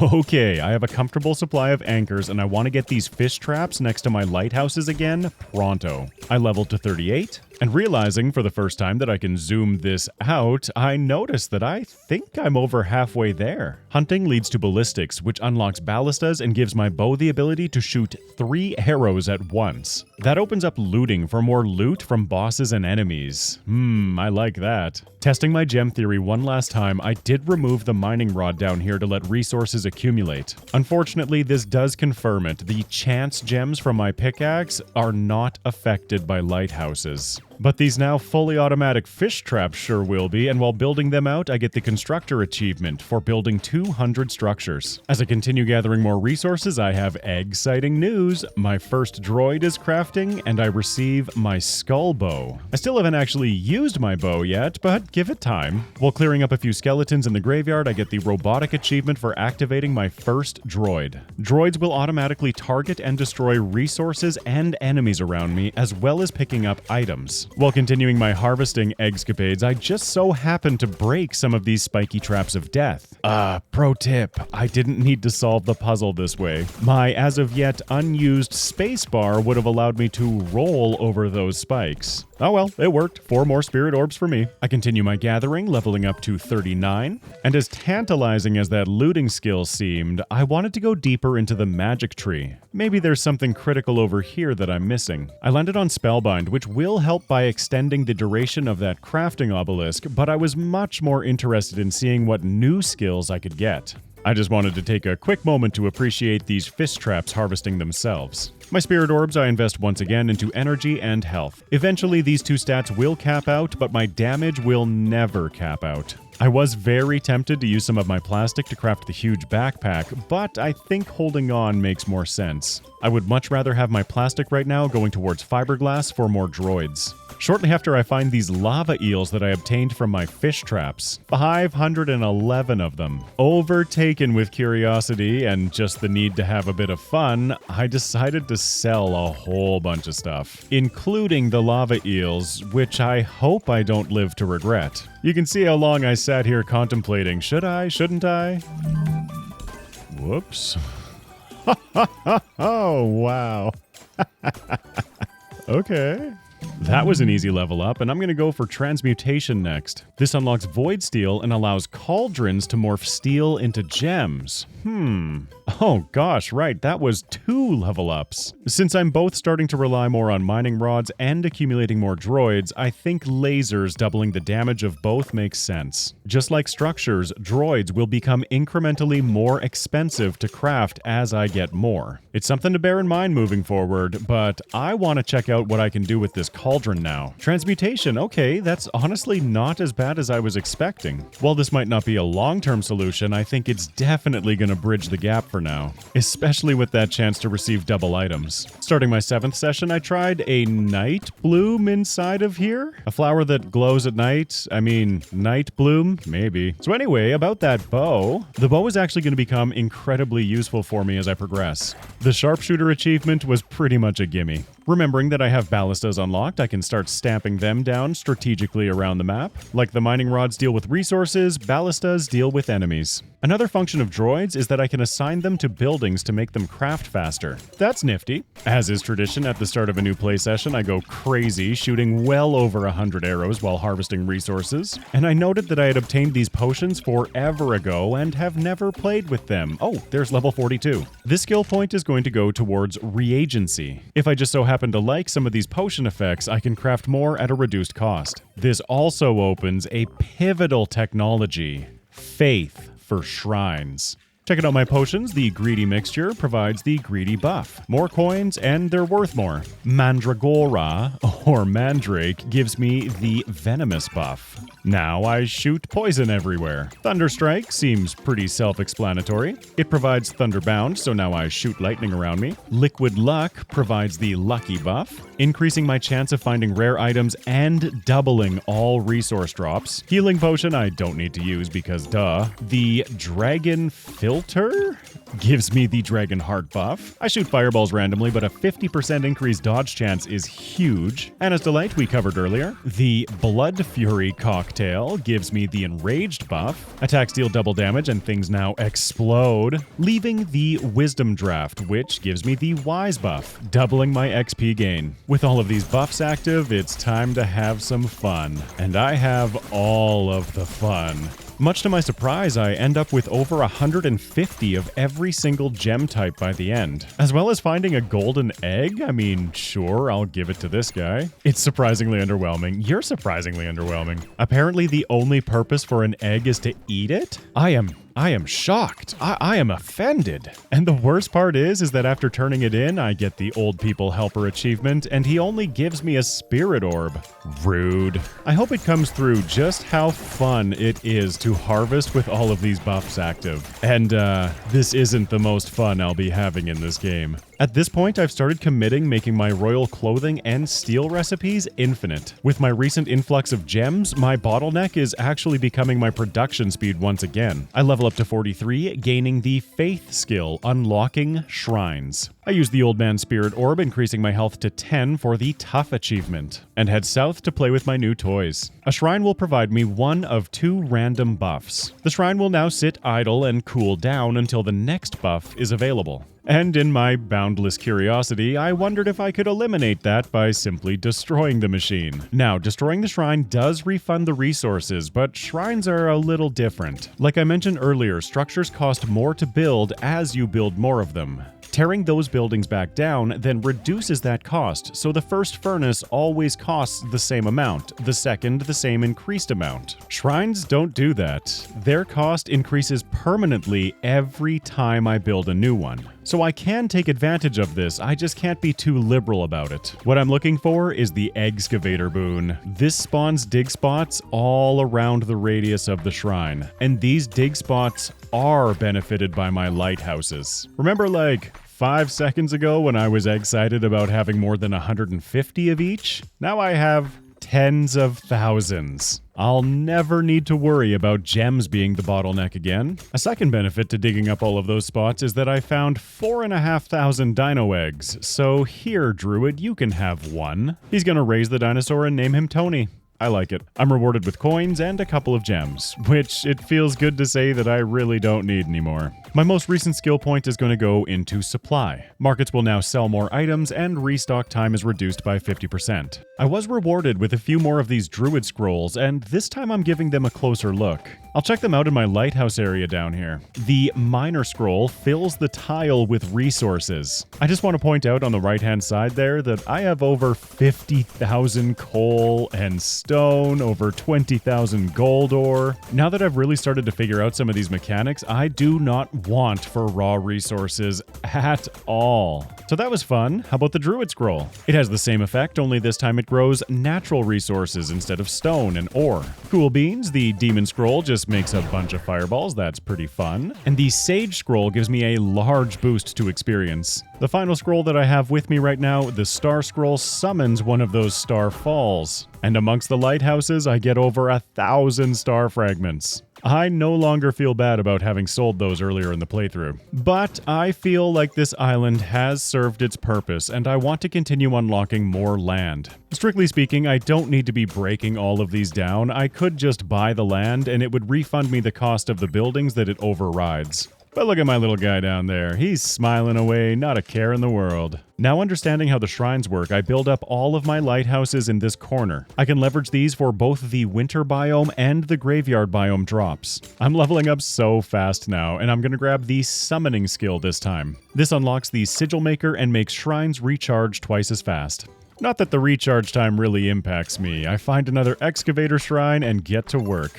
Just like that, I find myself with thousands of frozen relics. Well, that's immediately going towards the crystal amulet, but hilariously, I don't have enough royal steel. Shrines aren't only good for excavators. Some of these buffs, like Industrious, can be incredibly useful. Including the obelisk buff, look at how fast I'm gaining experience with my existing production. The scholar buff will then double that XP and reward me with a couple of scrolls. The colonist buff would reduce the cost of land purchases by half, which reminds me I am rich right now. I should probably buy some more tiles. And I went wild, buying every single tile that remained except for the one back north. I don't want to buy this tile until I'm done with these lighthouses.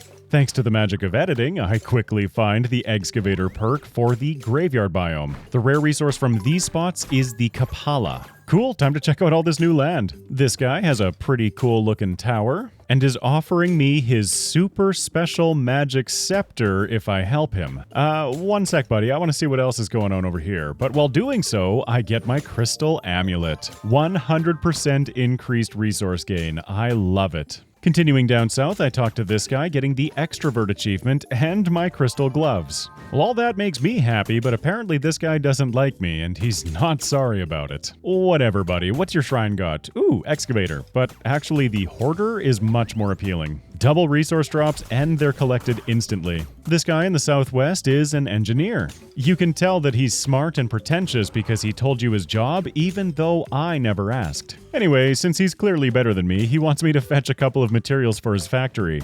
Please. I'm not ready to make that kind of investment with royal steel. So burning pickaxe works on giant icy chest. Icy rod works on burning chest. So why does none of this work to free that boss key back in the crystal cave? I'll figure it out eventually, but I'm done with these lighthouses, so I can purchase the final piece of land, getting the Imperialist achievement. I check out the northwest corner, not really knowing what these new animals are, these cactus-horned ice mammals, but before I give myself the chance to understand them, I kinda kill them, getting the greedy achievement. I hope those weren't important. I have a couple more of these scrolls to check out. After using a sage scroll, I level up to 46, and then this builder scroll boosts the efficiency of the machines around it. This latest skill point is going to go into looting. I do plan on venturing into the dungeons once again very shortly. Using the Kapala that I found, I can craft the Skull Wallet, and can immediately upgrade to the Demon Amulet. Coins are worth 75% more, and I now gain 125% more resources. The next upgrade is going to require Void Steel, which I don't know how to get yet. Speaking of things that I don't know how to get yet, I check out some of the nuclear recipes at the very bottom of my factories. Okay, one step at a time. If one thing has become abundantly clear to me, it's that I need more production, building out more furnaces. All of these new furnaces I set to infinite crafting. There's no point in setting any of this manually anymore. This includes additional production of steel, which I'm also setting to infinite, and royal steel, which is also going to be set to infinite. I have moved beyond the point of needing to micromanage all of these recipes. Those aren't the only ones. I'm also setting infinite recipes for thread, for leather, for royal clothing, like I mentioned before, and there's level 47. Feeling pretty directionless in the skill tree at this point? Sure, gluttony. Sounds good. My focus right now is entirely surrounding building out more production. This next step up feels like it's long overdue. While doing so, I'm also rearranging the buildings down here, which accommodates these final 2 power plants. All of my production is being rebuilt around this central core. Of course, I'm not only rebuilding, but also expanding all of this production. I'm also going to be setting infinite recipes for plastic, for fiberglass, and especially for electronics. I am motoring through levels too. This time I guess I'll pick up spirituality. I get 2 spirit orbs, which are handy, but it also unlocks spirit forges. So I'll quickly check out my 2 new buildings. The Sigil Maker allows me to make a void portal. Okay, I think that's probably where I'll get void resources. And these sigils to summon bosses with. The Spirit Forge allows me to craft great skulls and spirit orbs, but more importantly, void steel. On top of that, I can use it to upgrade my rods. Okay, I've got some goals to work towards. But first, it's too claustrophobic around here. I need to clear out some space. That or I'm just having fun. Either way, there's level 49.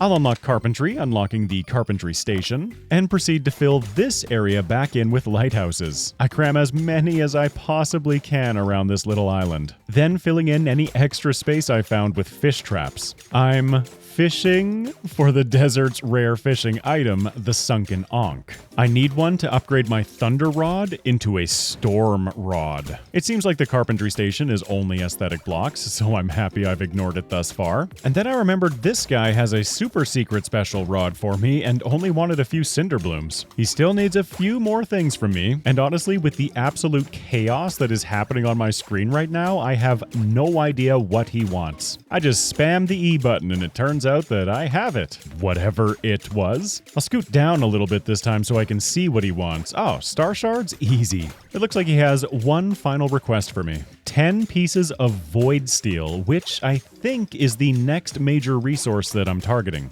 Oh my gosh, though, I'm looking forward to being max level so I don't have to deal with all these XP pop-ups anymore. There's level 50. Masonry, sure.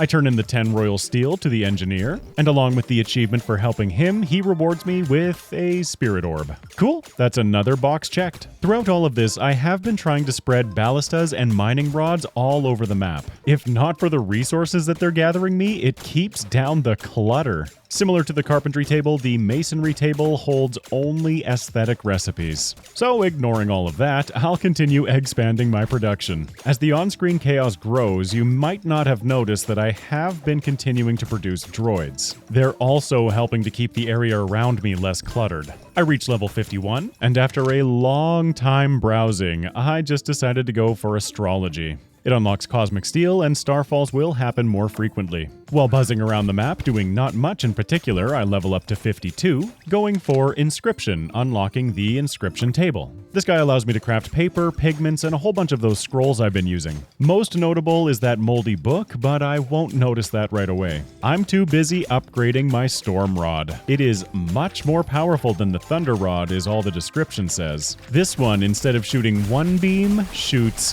3 beams. Oh yeah, this is what I live for. Among the islands I haven't checked out yet, I find this shrine. For the cost of 1 max health, I can get droids and EMP grenades, or instantly level up 3 times. No such thing as too many droids, right? Plus, I am flying through levels anyway. Checking out another scroll, I check the wizard scroll, which spawns a bunch of animals all around me. This is great for meat and hide, but what I'm looking for is poop. I know, it's a problem. A problem which quickly leads me to level 53. I'll grab Thaumaturgy, unlocking expert level scrolls and potions, so now I can craft any of these to my heart's content. This also fills out the rest of the recipes on the cauldron, but I won't really use them. There's a much easier way to farm both scrolls and potions should I choose. Now I've noticed the moldy tome, which will increase my XP gained by 15%. I mean, better late than never, I guess. I level it up twice, increasing the experience gain to 45%. I can also craft myself a set of demon gloves, demon boots, the huge backpack, and as I queue the crystal bow to craft, I get my gloves. My attack speed is now increased by 50%. My boots, 50% to my movement speed and 25% chance to dodge. My backpack for another additional 4 slots. And because it just happened that quickly, the crystal bow. More please, the demon bow is next. But that's about as much as I can get away with. I'm at a point where pretty much everything requires some kind of void resource. I obtained the demon bow, whose perks mirror the swords. I was feeling a dungeon adventure, grabbing one of every single potion, and I head to check out the Fire Temple. Fully buffed and with a handful of droids following me, I don't really encounter enemies, or at least I don't see them before they melt. Another achievement that I'm going for here is going through a dungeon without taking any damage. As long as I can dodge, duck, dip, dive, and dodge effectively, that shouldn't really be a problem. Monsters just kinda melt. This dungeon requires me to find a few colored keys which unlock new passages, and I'm trying my best to keep an eye out for any secret rooms. With my fireball buffs, this puzzle is no problem at all. I just have to light all of these braziers. The reward is nothing special at this point, and I continue working my way through, bringing the red key to the red door to find the green key, bring it to the green door, which gives me access to the fire rod. It, like the ice rod, should be fairly self-explanatory. It shoots fire. Using it, I can burn down some of these green, webby things and open access to more rooms. I find the boss key, but I'm not quite ready to take him on. I get so lucky here, dodging a fireball. Remember that for a moment. I'm also taking the time to stop and take notes anytime I find something like this that screams puzzle solution. Before I end up ruining the damageless achievement for myself, I decided to take on the boss. I'm pretty sure the only reason I ended up getting the achievement here is because of that potion buff increasing my dodge chance by a further 50%. My superior firepower is no match for this boss, getting the Unscarred achievement. I also collect the Fire Seal, the corresponding achievement, and another Spirit Orb. I'm glad I wrote down the solution to this puzzle from the other room because my short-term memory is not great. At least I'm decent at being proactive. While having a bit of fun with the scrolls that I've accumulated, I end up getting another reward. The puzzle on this desert island is to sacrifice some animals while next to that obelisk. Whoops, and also hooray! That rewards me with another Spirit Orb and another box checked. While I'm over here, and because I've played RPGs before, this puzzle screams to be shot in the eye with an arrow, granting me another Spirit Orb, and I was on a roll. Okay, let's free this key. And yet, even with the fire rod blasting it, I'm still unable to melt this ice. This is regrettably one of the few puzzle mechanics that I will end up looking up a solution for. I just don't get it. My pickaxe, my fire rod, my bow, nothing seems to work on these frozen chests or that key. Closer to the start is also this door that I can't seem to get through either. Maybe one of these EMP grenades will help. No, it just made a boom. After a quick little Google, I discovered something. The ice rod can be used to form crystals that refract this light. The light bulb just clicked. How did I not see this before? Actually, I'm quite confident that I would not have figured this out without looking it up or discovering it by accident. But hooray, more secrets for me. With the boss key in hand, I can now finally clear the crystal cave for the first time. I square off against the ice wizard, who honestly isn't all that impressive. I tear him apart in no time at all, being rewarded with the frozen seal, achievement to match, and another spirit orb. With my fire rod, I can also come back to this island and light these braziers. I just need to build my way to the chest real quick. I obtain the merchant's medallion, pointing at the location of a secret merchant and letting my markets restock 25% faster. I reach level 54. Just grabbing whatever at this point. Destruction for increased boss damage? Sure. I craft the next stage of my tome. It now provides a 60% XP gain, and I'll continue the upgrades with the Tycoon Backpack and Crystal Wallet. I get 4 more inventory slots, and coins are now worth 100% more. In the southeast, I decide to check out the Fire Galaxy Tower. Again, because I've played games before, this type of puzzle is instantly recognizable to me. I didn't have the patience in this moment for it, so I'll be back. On the market side, I have continued selling items that I have in excess. I can sell thousands, tens of thousands of meat and cooked fish, but I'm quickly realizing that this income is fairly negligible compared to what I'll need to complete all achievements. I'll grab the demon wallet next, requiring a golden egg. Coins will now be worth 125% more. I then notice that the puzzle outside of the Fire Galaxy is exactly the same type of puzzle as the one inside. Okay, fine, I'll take a few minutes to play with this. While touching things until they work, I level up to 55. This time grabbing railroads? Sure. Admittedly, I never actually used these during the playthrough, so here's a bit of footage that I captured after the fact. I can see the usefulness and definitely the fun in using these, but I clearly didn't need them to complete my playthrough. I said that I never used them, which is not to say that I didn't craft them. I made like 500 locomotives and never once touched them.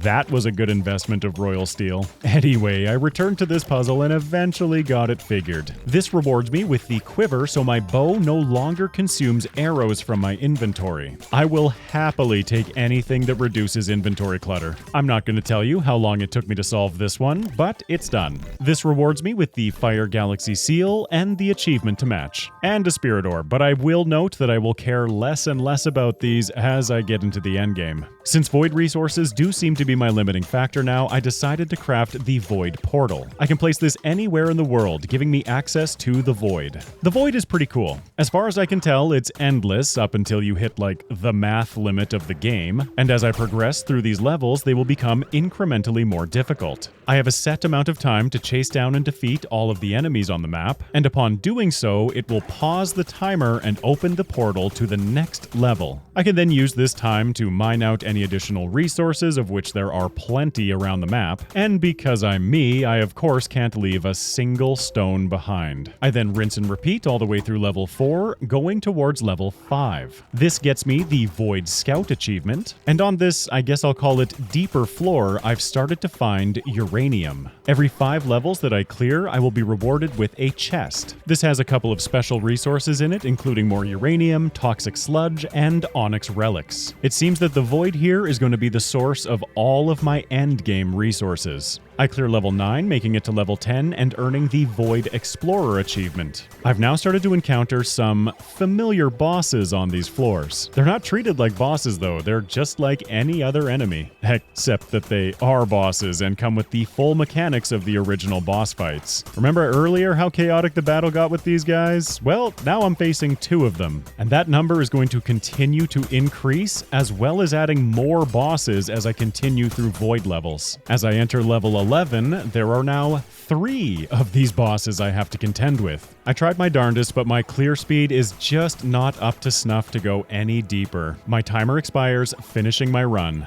Okay, so it looks like there might be some shenanigans on the leaderboard here. Anyway, checking out what I need to make Void Steel, I have everything I need except for Great Skulls. I also want to get the rest of these rod upgrades, which are going to require the rare resources from each biome. I guess I'll just have to suffer with my base tier Necro Rod right now, farming skeletons around a bunch of lighthouses. It's not the greatest source of these skulls, but hey, it's something. While farming these skulls, I reach level 56, this time going for cooking. Sure. Only 8 more levels until I'm maxed and no longer have to deal with that experience spam. With the uranium and toxic sludge that I gathered, I am able to start crafting my first nuclear fuel cells. And I start grabbing some of the other upgrades like the robotic shovel, the void boots. This shovel is actually my first top tier item, always yielding rare items. And then I get my first piece of void gear, my boots. Obviously, I'm going to be needing a lot more void steel. Since I have an abundance of bones, it also feels prudent to get some great skulls crafting in the Spirit Forge. Soon I will have the next tier of gear. While checking for other upgrades, I realized that plastic has shut down, and that has shut down because oil shut down. And by shut down, of course, I mean I picked it up and never replaced it. I've continued crafting droids, and for context, they now cost 51 each of royal steel and electronics. Initially, it was only a handful of each. I realized that I never checked out this guy's tower, so what's in here? A couple of scrolls in the shelves, and a secret that I miss. I've acquired a couple more sage scrolls, which get me to level 57, and I took time to write down the hints to this puzzle. They solve this puzzle, showing the order in which these pylons need to be pressed.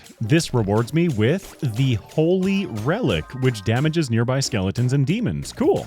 Oh, right, the skill point. It really doesn't matter anymore. Here, pet. Of the 5 options available, the game decided to tear at my heart a little bit more by giving me the beat option. Look, I'm sorry, I had to kill your family. It was for an achievement. I'm starting to run out of room around these power plants as I continue expanding my production. I just need more of everything, all leading to more void steel production. To speed things up, I spread it across multiple machines like a genius, but now I'm back to waiting. I accumulate enough resources to grab the void amulet. I will now gain 150% more resources, and I just want to say how ludicrous this crafting obelisk is. It's very entertaining, but I'm very much looking forward to not seeing all this spam. I could have turned it off in the options, I'm pretty sure, but let's just hit max level instead. Unfortunately, despite my efforts, I have yet to find a reliable source of poop. I've been setting up full endgame crafting chains, there's level 58, and I still can't solve my poo problems. There's obviously something I'm missing. I grab quarries, but I already have everything that they can provide me. I upgrade the Void Pickaxe next. Resources and plants now explode when destroyed. And I get the Void Bow to match. I'd unlocked so many new things leading up to my 8th session that I decided to take a look at my skin again. I came up with this little maverick, but something seems to go wrong. I looked so cool in the wardrobe, but I can't seem to make it apply in the world itself. Oh well, C is for cookie, so this is good enough for me. Again, while reviewing my own footage, I discovered this little secret. It's not really that interesting. And with enough void steel production, I can now turn in the 10 ingots to this guy. Alright, I've earned his super special magic scepter. What is this thing? Take it away past me. What is it? Your rods have infinite charge? Oh, yes. Oh my god, that's gonna be okay. That's right, my newly upgraded rod's only limiting factor was the amount of energy it had, and now it goes forever. I think this calls for a little bit more skeleton farming. I need more void steel. My goodness though, the crafting obelisk with this infinite energy rod, it's chaos. Right, gotta focus. I need to reset up my oil production, get lost in a sea of XP madness, hitting level 59, and take renewal so I recover energy whenever killing enemies. I was over here fishing for another excavator boon. Not for gems anymore, I'm up to like 25,000 of each of those. I'm looking for sand. I'm back up to 280,000 now. I think that should last. Feeling pretty tough, I decided to try my luck at a few of these sigils. Once the first one finishes crafting, I get the achievement for Summoner obtaining a sigil, and that's kind of ironic, one is immediately available in the market. But anyway, I can use these to summon a boss, which I then have to fight. There are 4 of these sigil bosses, all of which I'll be checking out. This Slime King is kind of a no-brainer fight. I'm just hitting him with my sword, and the area of effect is enough to take care of any of his ads. When he's really low on health, he goes into a bit of a frenzy, but overall, this is a really easy battle. I get the achievement for defeating him and my first legendary gem. I defeat the second one, it's equally as interesting, and I'll note that defeating these 2 bosses gave me 8 spirit orbs. I now know how to farm those en masse. I finish maxing out my health and put the rest towards damage. The legendary gem is what's going to allow me to craft cosmic steel. Each one also takes 2 void steel, so this is going to be a bit of a process. I'm also not done playing with void steel yet. I want to craft the skull sigil next. Actually, craft me a few of these, and I'll also grab a couple of these toxic sigils. The Skeleton King is probably my least favorite of these bosses. The reason I dislike him is because he's so skinny and becomes difficult to hit. It's not so much a problem when you're dealing with one of these Skeleton Kings, but remember how I said the Void summons bosses? Once I get deep enough, these bosses are also added to that roster. It takes an excruciating amount of time to finally take this guy down, but I never felt threatened. I get the achievement for defeating him and find out that he's worth 3 legendary gems each time I defeat him. I was about to take on the Toxic Sigil when I had an idea. Why am I not using shrines to buff myself and make these fights easier? Of course, with the buffs active, it becomes absolute spam on screen. But oh well, I'll summon the Skeleton King again. He goes down much quicker with the buffs. I resummon the Slime King, same deal. And then I take a shot at the Toxic Sigil. This summons the Toxic Guardian, which is going to end up being my favorite boss to farm. He shoots freaking laser beams at me, and all I have to do is kind of dance around and I'll avoid them, which apparently I'm not the best at, but after a little bit of fish, I can easily take down this boss. I get the achievement for doing so and could not see how many legendary gems this guy dropped. There's a lot going on screen. While I was doing that, my fish traps in the graveyard biome found me skeleton fishes, so I can craft the Death Rod. It's much more powerful than the Necro Rod. I'll play with that in a second, but honestly, I'm sick of this XP spam. I revisit the shrine in the south, picking Madness. For the cost of 1 max HP, I level up 3 times. I'll take Prowess, farming structures work 25% faster. Auto repair, structures will now automatically repair themselves, and treasury so that my banks will generate more coins when they're adjacent to other banks. Of course, none of this matters because I choose the Madness perk for a second time, well, after a few more droids, leveling up to the max of 65, taking Bargain for reduced market prices, Calciferous, which allows me to eat minerals and gems, what a waste, and Conjuration, increasing the speed of my magical structures. Hooray, that is every single skill.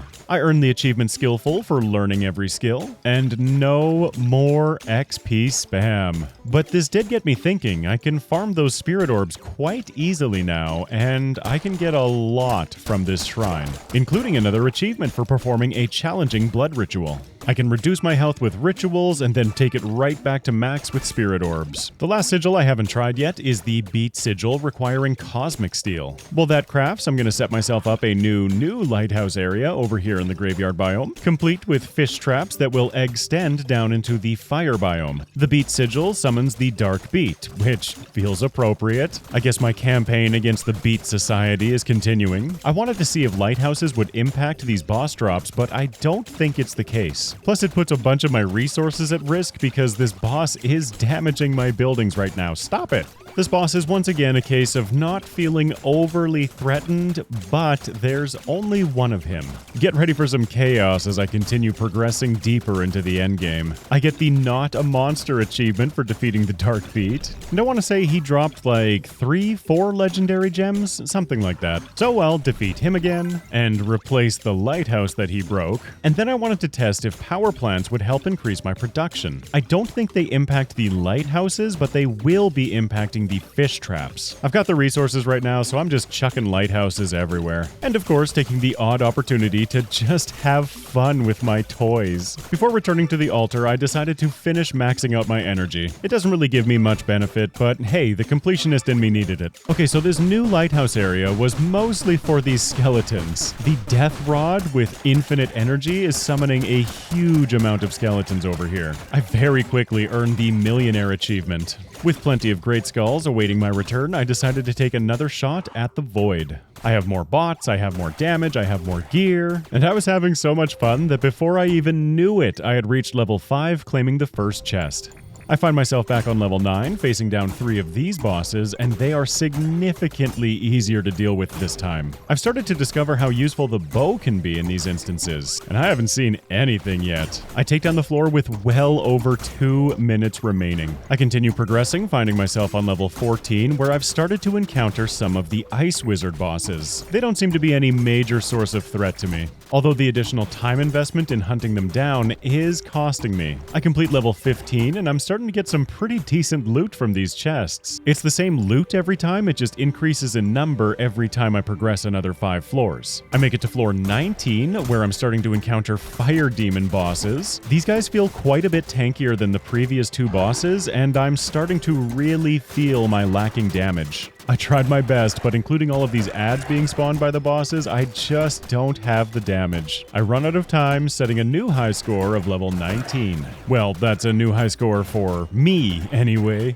I didn't really need to farm more skeletons. As you can see, I've got over 10,000 great skulls now, but this is just fun. Unfortunately, I've been having a little bit too much fun, and my inventory is becoming an issue again. In my defense, I have unlocked quite a few new resource types lately. Speaking of, using some of my newly crafted cosmic steel, I'm going to craft a nuclear machinery. Nuclear machines are the final tier of building. And this is the moment when I realized that crafting these toxic sigils is cheap. I smell farming opportunities, but not really understanding how these nuclear machines worked, I tried upgrading my power plants. This was a mistake. While the normal power plants increase the speed of the buildings around them, these nuclear power plants only supply nearby buildings with nuclear fuel. I've effectively halved my productivity bonus by upgrading these 2 machines. But hey, at least I recognize I'm gonna need more nuclear fuel. It's completely redundant now, but I have upgraded my tome to increase my XP by 75%, and with a bunch of sigils in hand, I decided to go after more legendary gems from bosses. I crafted a handful of each sigil, just testing things out, but as I mentioned, I will be landing on the toxic sigils for farming. These other bosses are fine, but they're more expensive to craft and more annoying to fight, if I'm honest. Each boss is giving me 4 spirit orbs, all of which I'm putting towards increasing my damage right now. More damage, at least in theory, means quicker boss kills, and I tried taking on a few at a time.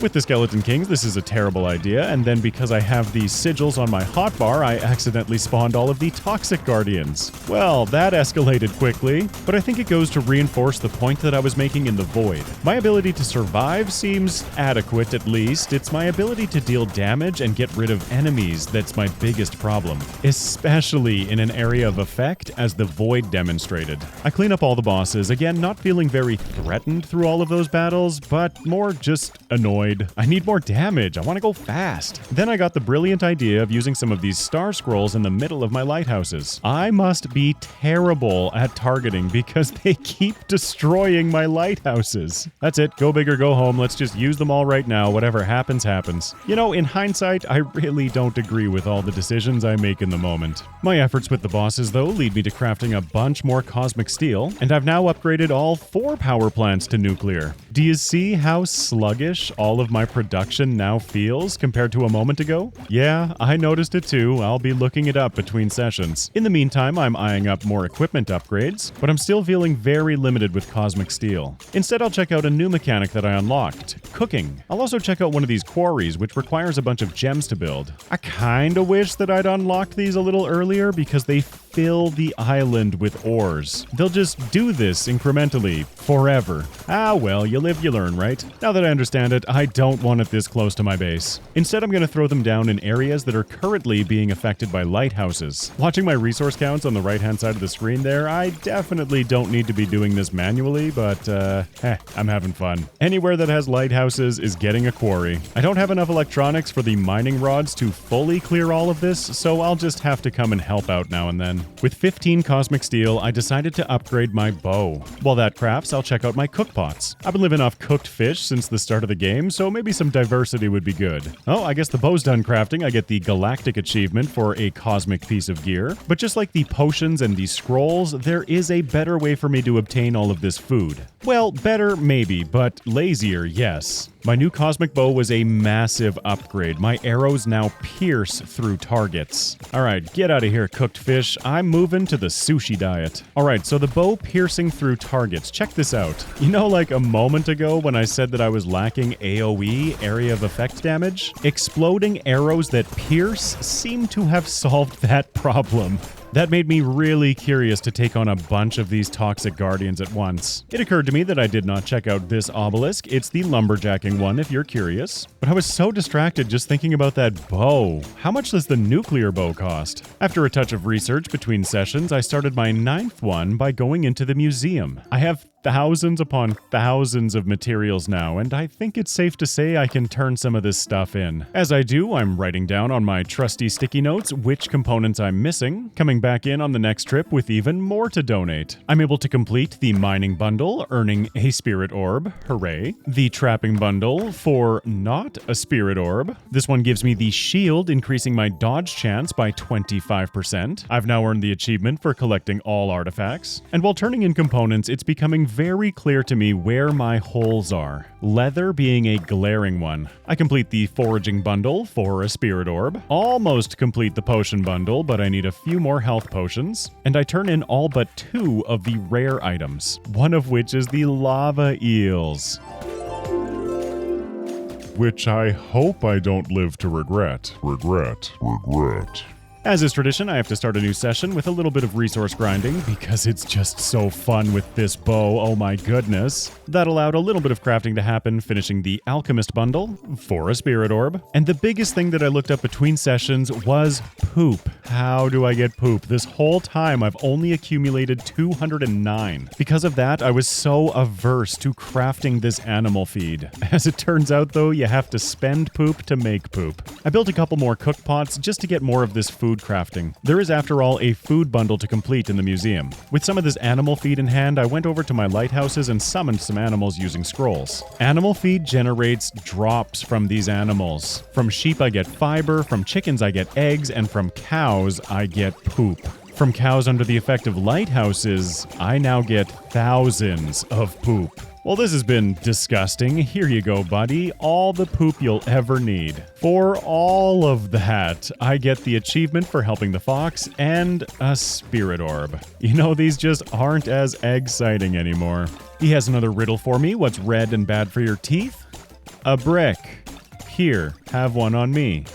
Thanks, I guess? At least it looks like I'm done with this guy now. Now that I have like a million poop, I have no problem crafting more of this animal feed. Looking to increase my production again, I'm making a bit of space up here. I definitely will not forget to replace those oil drills again. But anyway, one of the big projects I wanted to do involved landfill, which needed poop. Now that I have all the sand and poop that I could ever need, I'm going to craft a whole bunch of landfill. Its first destination is back up here because I'm once again going to be using this for a berry farm. I want more fish traps spread around to get me those last 2 rare resources I need for the museum. Speaking of, with circuits submitted, the only thing I need in the building bundle is leather, something which is also limiting me on royal clothing right now. Killing an animal provides hide, and it makes perfect sense that animal feed does not provide hide. I mean, I certainly don't eat food and then shed my skin. Maybe this animal lure will help? Spoiler alert, it doesn't. It just pulls animals towards it on the map. But I get this whole area filled back in with lighthouses and fish traps. My sigils have been crafting for quite a while, so I get myself ready for the next conflict, this time breaking down all of the shrines so that the bosses don't do that for me. And I then summon 31 of the toxic guardians all at once. Using the outstanding area of effect damage from my bow, these guys don't stand a chance. As long as I'm moving around and keeping an eye on my health bar, I can slowly AoE them all down. It takes a while because of my lacking damage, but once again, I never really felt threatened. My lack of damage is going to quickly become less of an issue because I have over 100 spirit orbs to spend after this encounter.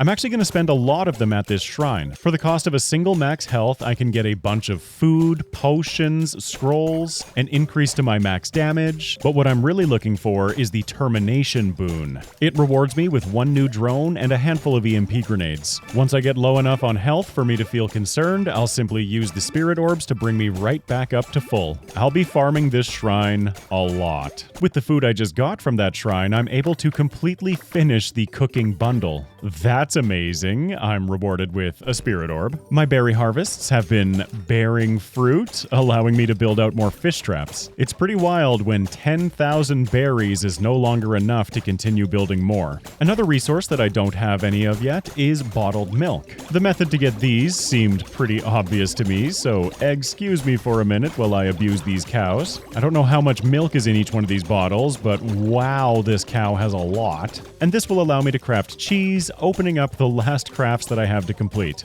Not that I need to, I've already submitted all the food. Spamming animal feed on chickens has also given me a substantial amount of golden eggs, which combined with the bottled milk completes the farming bundle. I get a spirit orb. I didn't go absolutely wild with that ritual shrine in the south quite yet. Instead, I reinvest the 76 remaining orbs into damage. This was all in preparation for my next push into the void, which I'm not 100% ready for quite yet. I looked up the fishing mechanics, and it turns out that all I had to do was wait longer. Fishing in the void is the only source of kraken eyes that I have. I have been watching out for them in the markets, but they're so rare to find. After what felt like an eternity, I finally caught 2 kraken's eyes. I tried a second cast and caught 2 fish. Yeah, no way, man. There's gotta be a better way of me getting those. I need at least, 30, 40 or something. Instead, I'm just gonna focus on progressing in the void. This time, I brought a bunch of potions with me. Because, I mean, why not, right? In no time, I'm back at level 15, and check out how quickly these bosses are melting now. I think it's safe to say that I'm doing significantly more damage. And another perk that I'm noticing is that these ice wizards spawn adds that drop leather. Even these mighty fire demons don't stand up for too long against this bow. I progress down to level 20, earning the achievement Void Champion, and I've still got plenty of gas in the tank. I reach level 25, where I'm encountering these slime bosses now. You won't hear a single complaint from me about finding these guys in here. I can now farm legendary gems en masse. I clear the floor without issue, claiming my reward chest, but I've got a bit of a problem. The scrolls weren't necessary, but also having all of these potions on me is consuming a huge portion of my inventory. As fun as these potions are, I don't think I need to carry all of them with me. On floor 29, things have definitely continued to ramp up. My primary damaging weapon continues to be the bow, and that's a problem now. It's great for area damage, but I'm lacking single target effectiveness against these skeleton kings. Like I mentioned before, they're skinny and difficult to hit with the bow, so I think I need a better solution for taking them on. Even so, I clear the floor with a minute to spare, and I make it to level 30, getting the Void Master achievement. While I'm definitely starting to slow down with the sheer volume of bosses that I'm encountering, I'm still not out of gas yet. At least I've been in here long enough now that as I rebuff with my potions, it opens up a bunch of inventory space. Just look at all of these skulls and gems and other valuables that have been left behind because I was so full. The chaos continues to intensify as I make it to level 33, and while I am still able to defeat these enemies, it's starting to feel quite grindy. I felt like I'd gathered enough resources to continue progressing, and with my ever slower clear speed, I decided to call it here. I can save an exit coming right back into the game. With all of that leather that I just collected, I can complete the building bundle, spirit orb, yay, and then I make my one and only attempt at fishing in the overworld here. I successfully caught 77 seaweed, whoop-de-doo. I'm gonna get my Kraken's eyes and I'm never gonna fish again. And I did gather enough resources to craft 49 additional cosmic steel. I have a few of these builder scrolls laying around which I'm gonna use to boost all of my production down here, still not having fixed my power plants. I craft myself the Void Wallet. Coins are now worth 150% more, and I continue crafting more nuclear machinery. These are what I need for the final tier of equipment upgrades. Using my rod, I supercharge the building, getting the nuclear machine, and upgrading this factory. It no longer just runs, it now runs on nuclear fuel. Why is this so great? Nuclear machines produce double the output every single craft. I finally tested out those animal lures and yeah, like I mentioned before, pretty much useless, at least at this stage of the game. I continue farming berries, to continue building fish traps, and now that I have enough legendary gems, I feel pretty confident going after this next amulet upgrade. I will now gain 175% more resources. I'll get my nuclear factory producing more nuclear machinery. These are the most costly things that I can build right now, so it makes sense to me to double the output. Patient as always, I sit here zapping the machine with my rod until I craft a bunch of them. Getting bored of that, I'll craft my cosmic wallet. Coins are now worth 175% more, and my cosmic boots, which increase my movement speed by 70%. I could upgrade to the nuclear amulet, but I want this bow too much. I've also started carving out the nuclear power plants and replacing them with the old ones. Unfortunately, I'm out of electronics, which with my production where it's at right now is something that time will solve. I'm now taking a minute to go back to all of these puzzles and write down every hint that I can. My efforts with the fish traps have netted me a frozen squid, leaving only that lava eel, darn it. Regret. And those squid also enable the crafting of my blizzard rod. If you can imagine, it's much more powerful than the ice rod. I finished rebuilding my power plants in their original form, and after a bit more waiting have enough nuclear machinery to upgrade my bow. I'll also do my pickaxe, sure, earning the achievement for having a piece of nuclear gear. My bow is maxed level. I'm on a roll here, I'll also grab my nuclear boots. Unfortunately, to push my sword any higher, I do need those Kraken's eyes. My gloves as well will require more Kraken's eyes, so I'll upgrade my wallet instead. I get my cosmic pickaxe, nuclear wallet for 200% coin worth, and after crafting a whole bunch more of those to craft, yes please, I ran back and canceled the boots crafting. I don't want to go too crazy yet. With those anyway, I want all of the toxic sigils that I can get. After more time spent zapping my factory, I get my nuclear amulet. I will now gain the maximum 200% more from resources, and now I'll craft my boots. The final upgrade provides an 80% increased movement speed and a 40% chance to dodge attacks. I determined that I needed many more factories. All of these are being set to infinitely produce electronics. Meanwhile, I will very slowly and very deliberately continue building out more nuclear factories. I don't want to build too big and run myself out of fuel so nothing will work. I've crafted pretty much every equipment upgrade that isn't being limited by the Kraken's eyes. The last one should be getting this nuclear pickaxe, which, like the bow, now grants a chance of dropping toxic sludge. Coming back in for my 10th play session, I was starting to become very goal-oriented. I really need a lava eel. I was also curious how it would go if I buffed up with shrines before going into the void. Not to clear in the void, obviously. I'm here for Kraken eyes. I also brought liquid luck to get the lucky buff, so now when I fish up a Kraken's eye, I should get, well, just hold on a minute. This usually takes a while.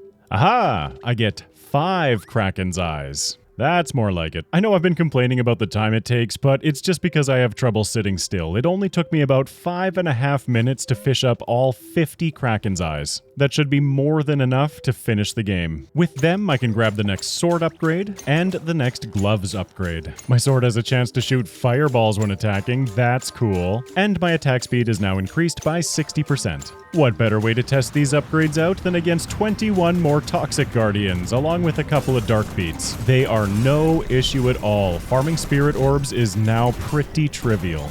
Back on the production side, I have continued expanding my nuclear machinery. These 7 factories plus 1 nuclear power plant to feed them all with fuel should do for now. Like I said, I don't want to go too crazy with these and run out of nuclear fuel. Just to be safe, I am keeping 2 of these factories producing fuel cells. The nearly 100 spirit orbs that I just gathered are all going towards increasing my damage in preparation for the next actual push into the void. This time I brought only 3 potion types with me: Greedy Mixture, Blood Fury Cocktail, and Liquid Luck. Back onto floor 34, the goal with these 3 potion types was to increase my drops as much as possible and give me a little bit more damage mitigation. The increased 50% chance to dodge is super valuable from the Blood Fury Cocktail, especially when I'm on levels like this. I don't even have to eat here, I just have to go a little north to destroy a few ads, which fully heals me. Thank you, Vampire Wings, from like the start of the game. It has become clear to me though that even with all of my damage upgrades, my biggest issue is still single target damage. All these endgame bosses, and it's always the Skeleton Kings that are left over. And it sometimes takes me quite a while to track them all. I'm down to my last 20 seconds on this floor.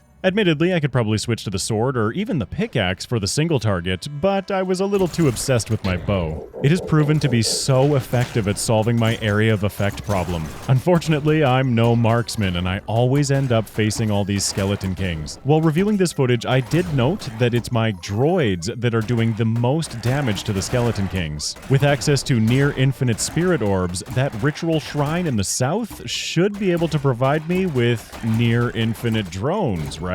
I fail this time on floor 35, but I have a new plan to go even further. Part of that plan is finishing all of my equipment upgrades. I craft my cosmic sword, immediately upgrading it to the nuclear sword, and I noted for another achievement I need to craft coins in the forge. That takes no time at all, and I get the mint achievement for crafting 2,000 coins, right as I get my upgraded cosmic gloves. I'm sure we all know where this is going. And there we go, fully upgraded nuclear gloves for an 80% increased attack speed. Taking a moment to check out my gear, I am very close to having upgraded all of it. I still need to finish upgrading my tome to its final form. The Void Guide becomes the Magnum Opus, becomes the Nuclear Codex. My XP gained is now increased by 120%, which at max level is useless for me, but check out this pickaxe. I like the endgame. On a whim, I decided to try solving this puzzle. I didn't really find any clues or anything, I just thought to myself, I'll try doing it from the smallest to the largest. You know, I'll like build a little tower out of the symbols. And that worked. So hooray for stumbling into this one. I'm rewarded with a spirit orb, cool beans, and I decided it was time to get serious about farming the void. That's gonna start with a whole bunch of sigil makers. I set every single one of them to craft as many toxic sigils as I can. I also reflected on my idea of multiple lighthouse zones and said, why? All I need right now are the generic drops like sand and a lava eel, so I'm just gonna put these everywhere down here. I've removed all of my other fish traps from the map. This puzzle up here, a flower that glows? Come on, man, this one's obvious. Perhaps a cinder bloom fits the description? I inserted into the statue's mouth, solving the puzzle, and hooray, another spirit orb for me. I've crafted 40 of these sigils, so I'll do a casual 40 of these bosses really quickly. I attempted taking them on with my sword this time now that it's fully upgraded, but it's a disappointing result to say the least. The bow is so much more effective at taking these guys down. With my 172 spirit orbs, I'm going to farm this ritual shrine a lot. I'm going to prioritize these boons as follows. Termination is number 1. I want as many droids as I can get. Increased damage is number 2, and whatever potion, food, scroll effect will benefit me most. I collect a healthy swarm, popping myself back up to full health, and I take a look at what else I need to complete. I'm currently at 81 out of 103 feats, with 40 out of 46 treasures found. And I have good news, my fish traps are about to find a lava eel. Well, 700 and a lava eel, so I can craft my meteor rod. I turn one more in, finishing the archaeology archaeology bundle, which just so happens to finish the entire museum. I have completed all bundles. This is magnificent. Yeah, I know, right? Wear this as a badge of honor, he says, and rewards me with the museum seal, the curator achievement to match, and of course a spirit orb. All of my nuclear machinery has stopped running, and I thought it was because I ran out of fuel. It isn't because I ran out of fuel, it's because they did. All I need to do to fix this is add more nuclear fuel to that power plant. Unfortunately, in my research between sessions, I never found a way to automate this.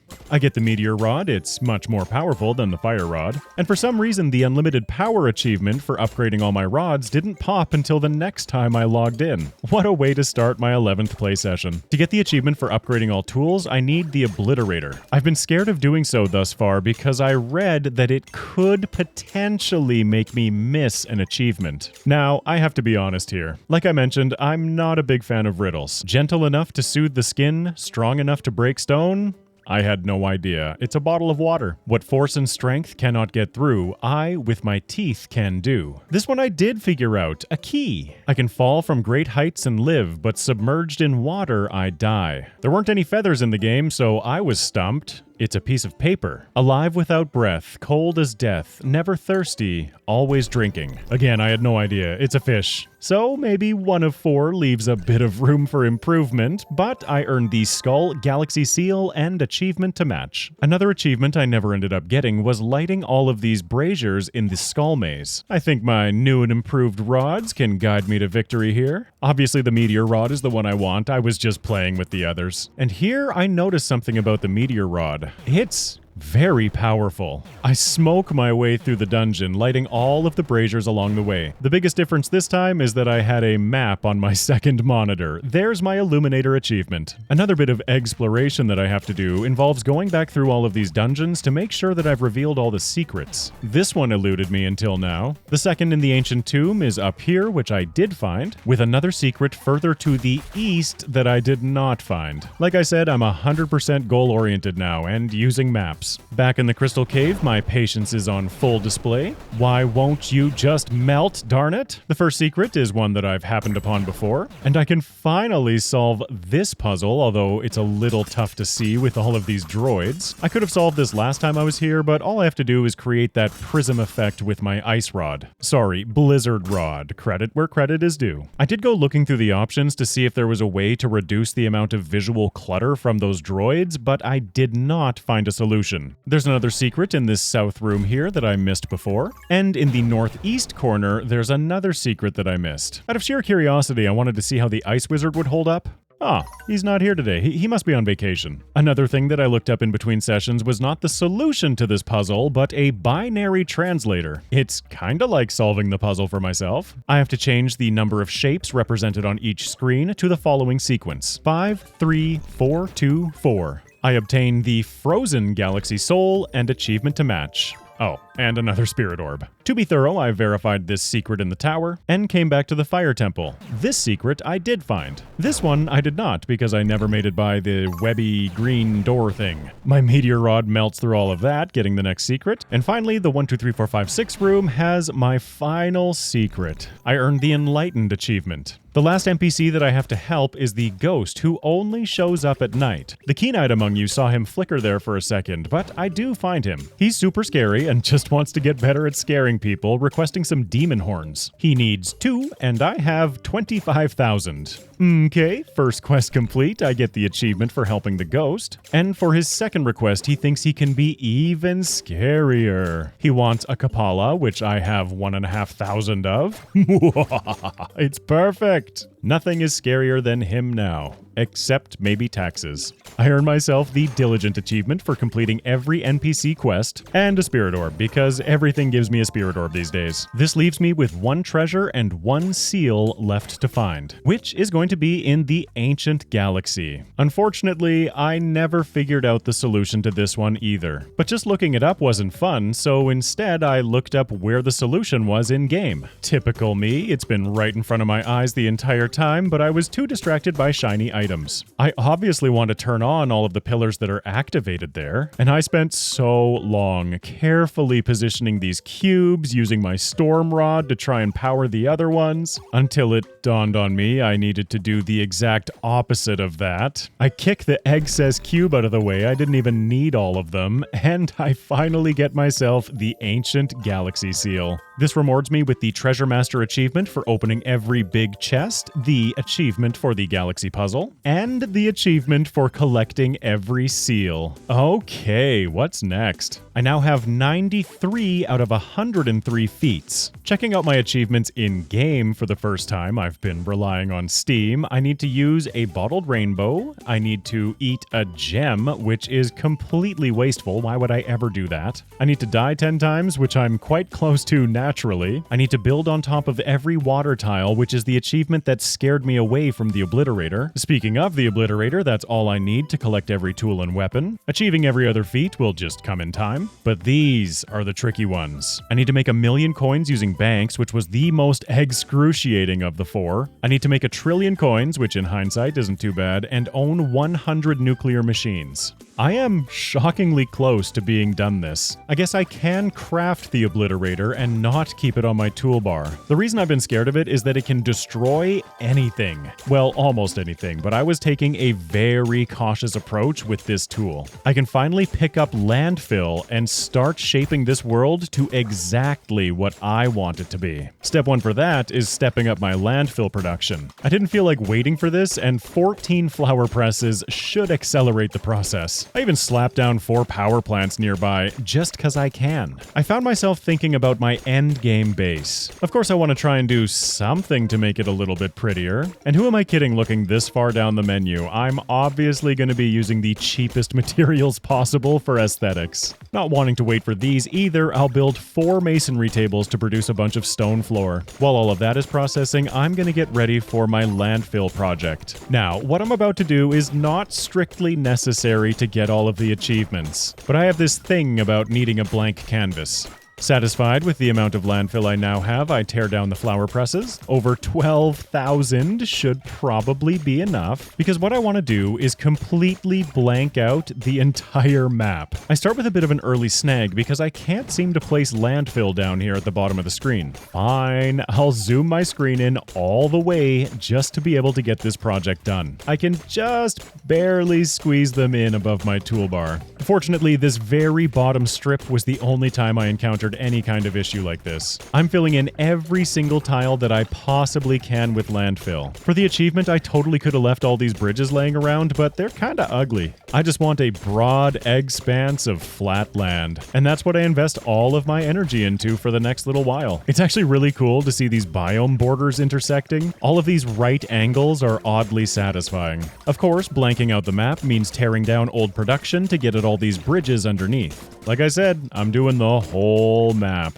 I accidentally spiked my heart rate by creating a creeper face in the desert. And to verify my work, I've started to leverage the Buy Land tool. It allows me to see more of the area around me at once. Remembering one of my tasks is to use a bottled rainbow. This one again seems pretty obvious. I collected rainbow from the rainbow, then using said rainbow on the rainbow to make it more rainbow? That's cool and all, but I'm gonna keep filling things in with landfill. Almost everything. There are a couple of tiles here and there that I will not be able to access without destroying what's on top of it. For the time being, I'm just going to ignore that these exist. I do a bit of layout work, setting up some ballistas and mining rods around my perimeter. I want this final production area to be very powerful. And once again, using the Buy Land tool, I can center my power plants on these tiles. After a little bit of shimmying, I'm ready to start laying down some stone floor and building this out. This will be the center of my north end of production. I feel like I've shown you setting up production enough times that I can just skip ahead here. I pack in all of my new production, staying within the radius of my power plants down there. I occasionally find myself going a little stir crazy and have to go have a bit of fun with my meteor rod. I cannot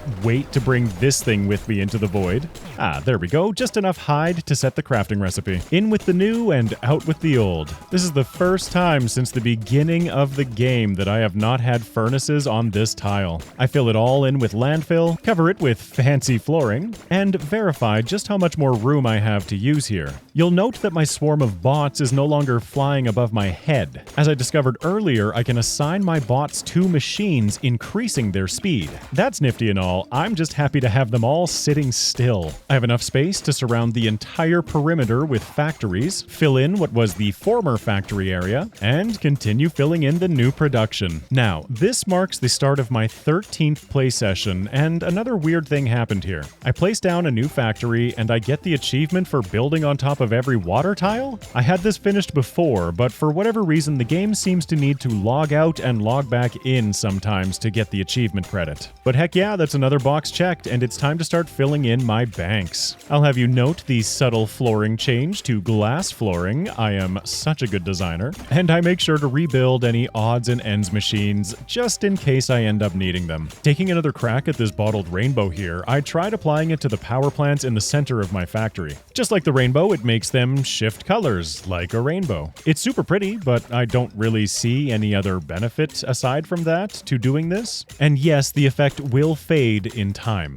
I'm so proud of myself here, I even left myself room for an offshore drill. I think I've forgotten to rebuild these things like 4-5 times at this point? Anyway, with the achievement locked down for building on water tile, it's time to start really renovating. I do run into some trouble breaking some of these blocks. Destroy anything my butt, is what I thought at the time. The problem here is that there are butterflies on the tile. If I removed them or they walked off the tile, I would then be able to break it. The plan here is to make a lighthouse area that is as dense as possible. With free access to landfill and the obliterator, I fill in an entire tile with lighthouses. Then I start surrounding them with resource production, fish traps, as well as quarries. Automatic harvesting to match, and I did not at this point realize that I could be upgrading these mining rods further. I'll let you know when I figure it out, but for now I'm just spreading production into every single zone. After of course clearing a little bit of space for myself. Have I mentioned that this meteor rod is now my new favorite? It's time to farm more of the Toxic Guardian bosses, so I grab all of my droids off of my machines. With my swarm reborn, I drop down a bunch of ballistas and start summoning Toxic Guardians in batches of 50. I did initially try fighting them all with the meteor rod, but that doesn't seem to be as effective as the bow. At least for fighting large amounts of this particular boss. I even take the time mid-battle to stop, re-add the bow to my bar, and then finish them all off. The difference is quite obvious. The bow is the way to go here. I really like the fact that in the endgame, not one tool does all jobs the best. The meteor rod is great for clearing out large areas, but the bow is second to none when it comes to destroying these bosses. The fact that the arrows explode and pierce makes these bosses melt. I farm my way all the way up to 969 spirit orbs, but that's not enough. Because crafting the sigils does take a while, I am going to lean back into markets. They will occasionally have additional sigils for me to grab. I defeated a few more bosses, bringing me to just over 1,000 spirit orbs. Hold on, just need to dial this in perfectly. Aha, there we go, 999 spirit orbs. I just had to get 999 in honor of my current 999 challenge that I'm streaming in Stardew Valley every Friday. And with that acknowledged, it's time to use every single one of them to upgrade my damage. 20 minutes later, the auto-clicker has finished upgrading my damage for me. Hopefully, that's going to be enough damage for my next push into the void. As I run around the map having a little bit of fun, it's clear that the 4 mining rods that I have installed up here are not keeping up with the quarry. I could upgrade them to nuclear mining rods that do attack in an area of effect. I'll figure it out eventually. For now, I wanted to continue expanding my production. You can see me lining up the new power plants and the new storage system. The old one got a little scattered and out of hand. I want to restore some order around here. I did not feel like taking on that organization project immediately, so kicking off my 14th play session, it's time to go back into the void. I was hoping that with my now increased number of droids, fully upgraded gear, and over 1,000 additional damage, it should be much easier. And it is. I don't even really get to see anything because my droids have harvested the screen before I can see it. Remember, my previous best was floor 35, so let's skip ahead a little bit. Here I am on floor 69. Nice. And as you can see, things have ramped up substantially, but between the power of my meteor rod and bots focusing down any of those single target enemies, like the Skeleton Kings, I'm still having no problem at all clearing these floors. Even at twice the level that I had previously made it to, I'm clearing with a minute 45 remaining on the clock. Jumping ahead to floor 76, there's a little bit of excitement here, but it's not the type that you'd expect. As I'm cruising around enjoying my fireball spree, I get stuck. Completely and utterly stuck. It doesn't matter what button I press here, I cannot move. I started to panic a little bit. The timer is still ticking, and I don't want to lose all of this progress. Fortunately, I'm a smart cookie, and I figure out that I can get my obliterator onto my toolbar to harvest some of the landfill around me. I can then replace that landfill, getting rid of whatever edge that I seemed to have been stuck on. While I was troubleshooting that, the keen-eyed among you might have noticed that the enemy count shot over 700.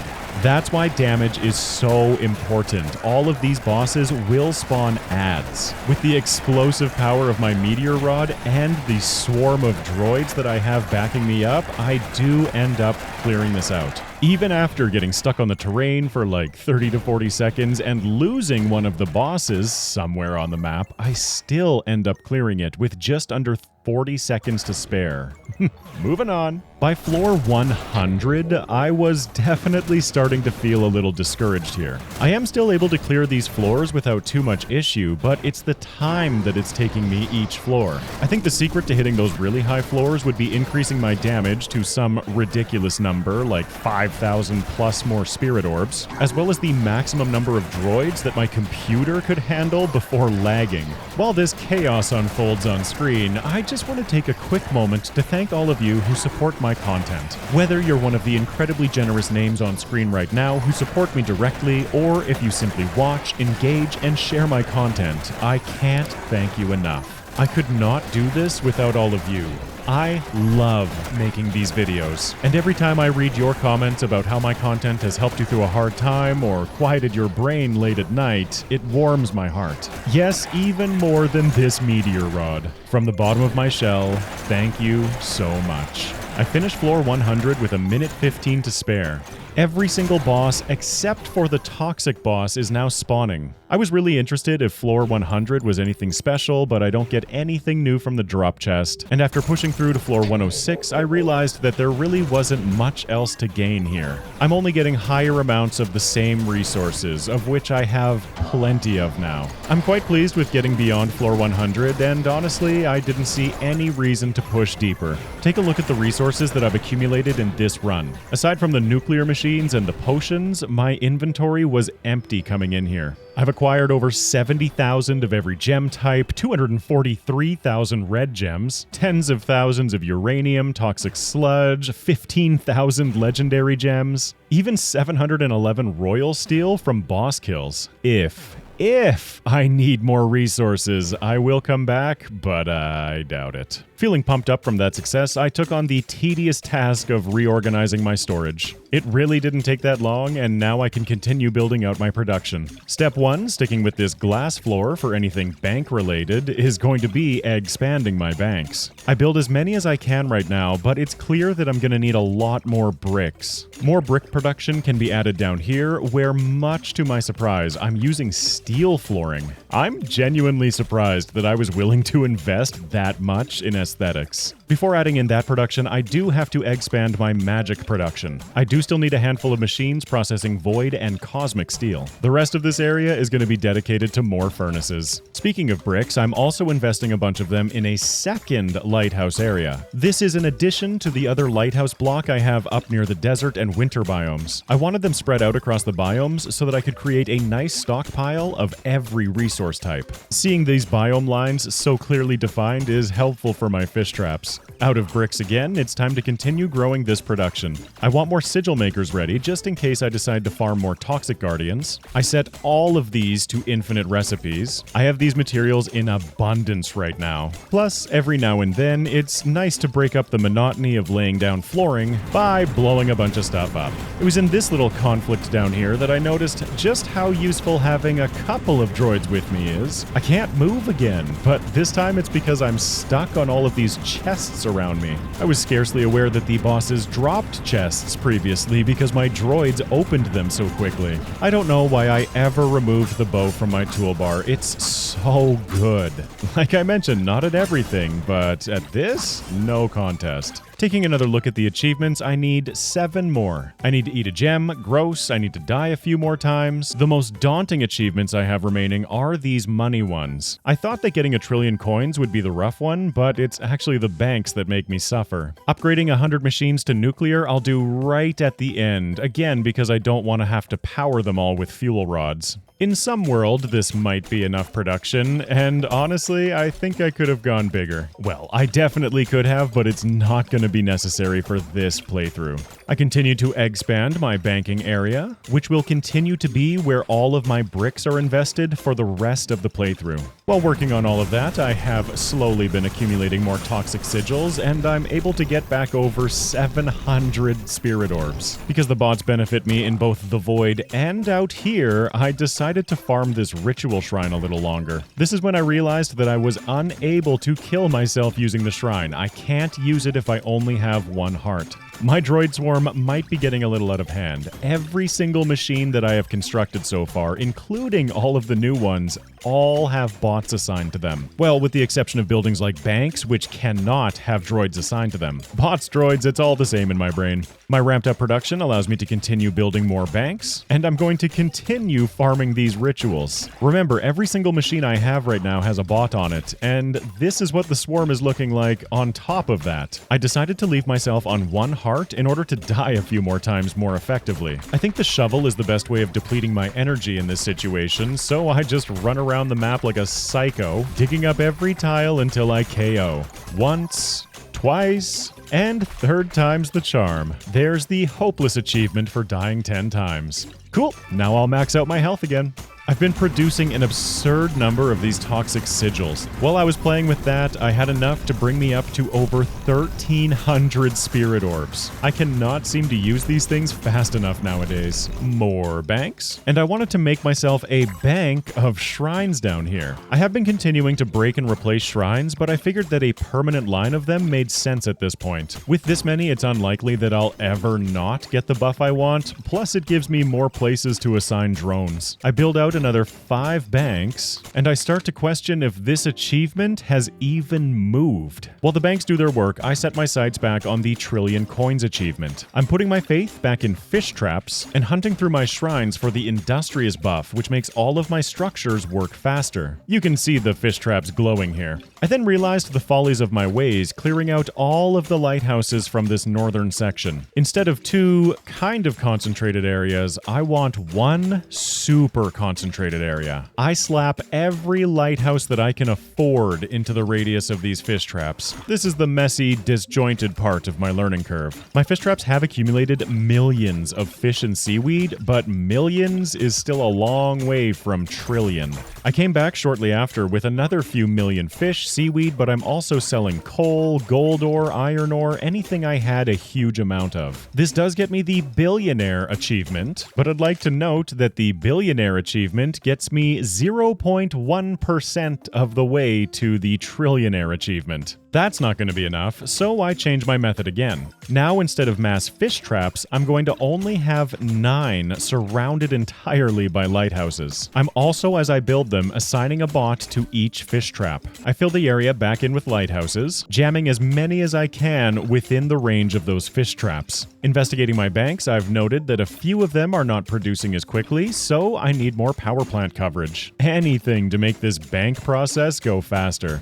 I shortly find myself with nearly 1 billion seaweed, 1.5 billion fish, and a lot of skeleton fish. Selling all of that only brought me to 86 billion. This works, but it's very slow. But that method relied on passive generation from fish traps. I decided to reconfigure everything one more time. It's a little tough to tell with all of these lighthouses in the way, but I'm gonna build a path directly out to the NPC that you can't really see there. I also realized that I placed my quarries quite inefficiently. They should be on the corner opposite the lighthouses so that more materials are spawning within the radius of the lighthouses. Anyway, with the clutter removed, I build the path out to a tiny little island. Because everything has to be lined up and I can't handle the offset, I am gonna fill in on the top and bottom of the path more fish traps. After all, I do still need these for things like sand production, but they're not what I'm gonna be making money off of. I cram as many lighthouses as I can back into the area, and I do mean as many as I can possibly fit.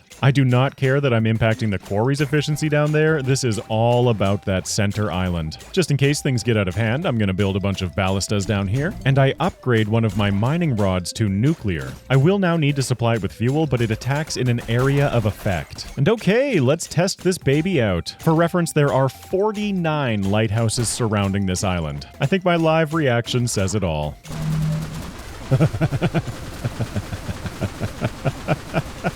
So that's fairly effective. Holy. Farming skeletons with the death rod is the way to go. I instantly shoot up to billions of bones and great skulls, making sure to grab the merchant boon before selling them. And after that tiny little stint farming, boom, I'm a trillionaire and then some. That was deceptively easy and so much fun that I don't care how little I need this. I am thoroughly enjoying just watching trillions of coins filter towards my character. The next sale brings me to 48 trillion. Okay, maybe I'm done. Who am I kidding? I still need great skulls to make void steel. I can't leave my stockpile empty. Obviously, I have to do just a little more. This time I took it to the limit and the game is seriously starting to lag. Now with over 50 trillion coins, mischief managed, I've completed this. That leaves me with 3 really achievements to get. Eating a gem, yuck, so wasteful. Earning every other feat, which will come with the others. The bank achievement, which is only halfway there. And of course, the 100 nuclear machines. Darn you, banks, just work faster. Okay, surely the needle has moved. And it hasn't really. And I'm sorry to say that I just let the computer run for a couple hours. I did some chores, did some cooking, and there we go, coin collector. Way to phone it in at the end. But with that done, I'm left with 2 tasks. Of all of these achievements, that bank one was definitely the most tedious to deal with. I should have focused more on that production a long time ago. My next main focus was these nuclear structures. Fortunately, being the smart cookie that I am, while I was waiting for the banks, I also had nuclear machinery crafting. I have over 100 on me, so I just need to run around and upgrade all of my machines. And I honestly don't even need to upgrade all of them. I have so much production right now, you could even call me a master.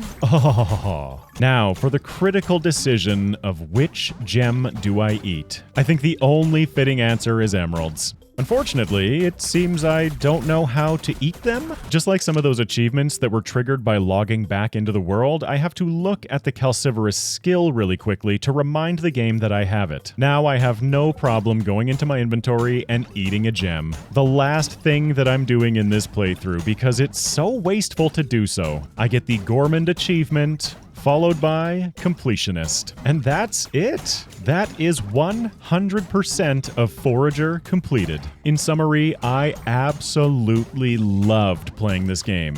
Some games are timeless, and I feel like this one fits squarely into that category. I picked it up after it had been suggested so many times from viewers, and then I could not put it back down. It only took me 30 hours of playtime to finish this game. They flew by so quickly that I can't believe I'm already wrapping this project up. I have so many plans for future projects and would love to hear what you want to see next. Just be patient with me, I do all of this myself. Thanks for watching, everyone. If you're interested in seeing more of these long-form complete playthroughs, I have a playlist here. Much love, and stay exceptional, everyone.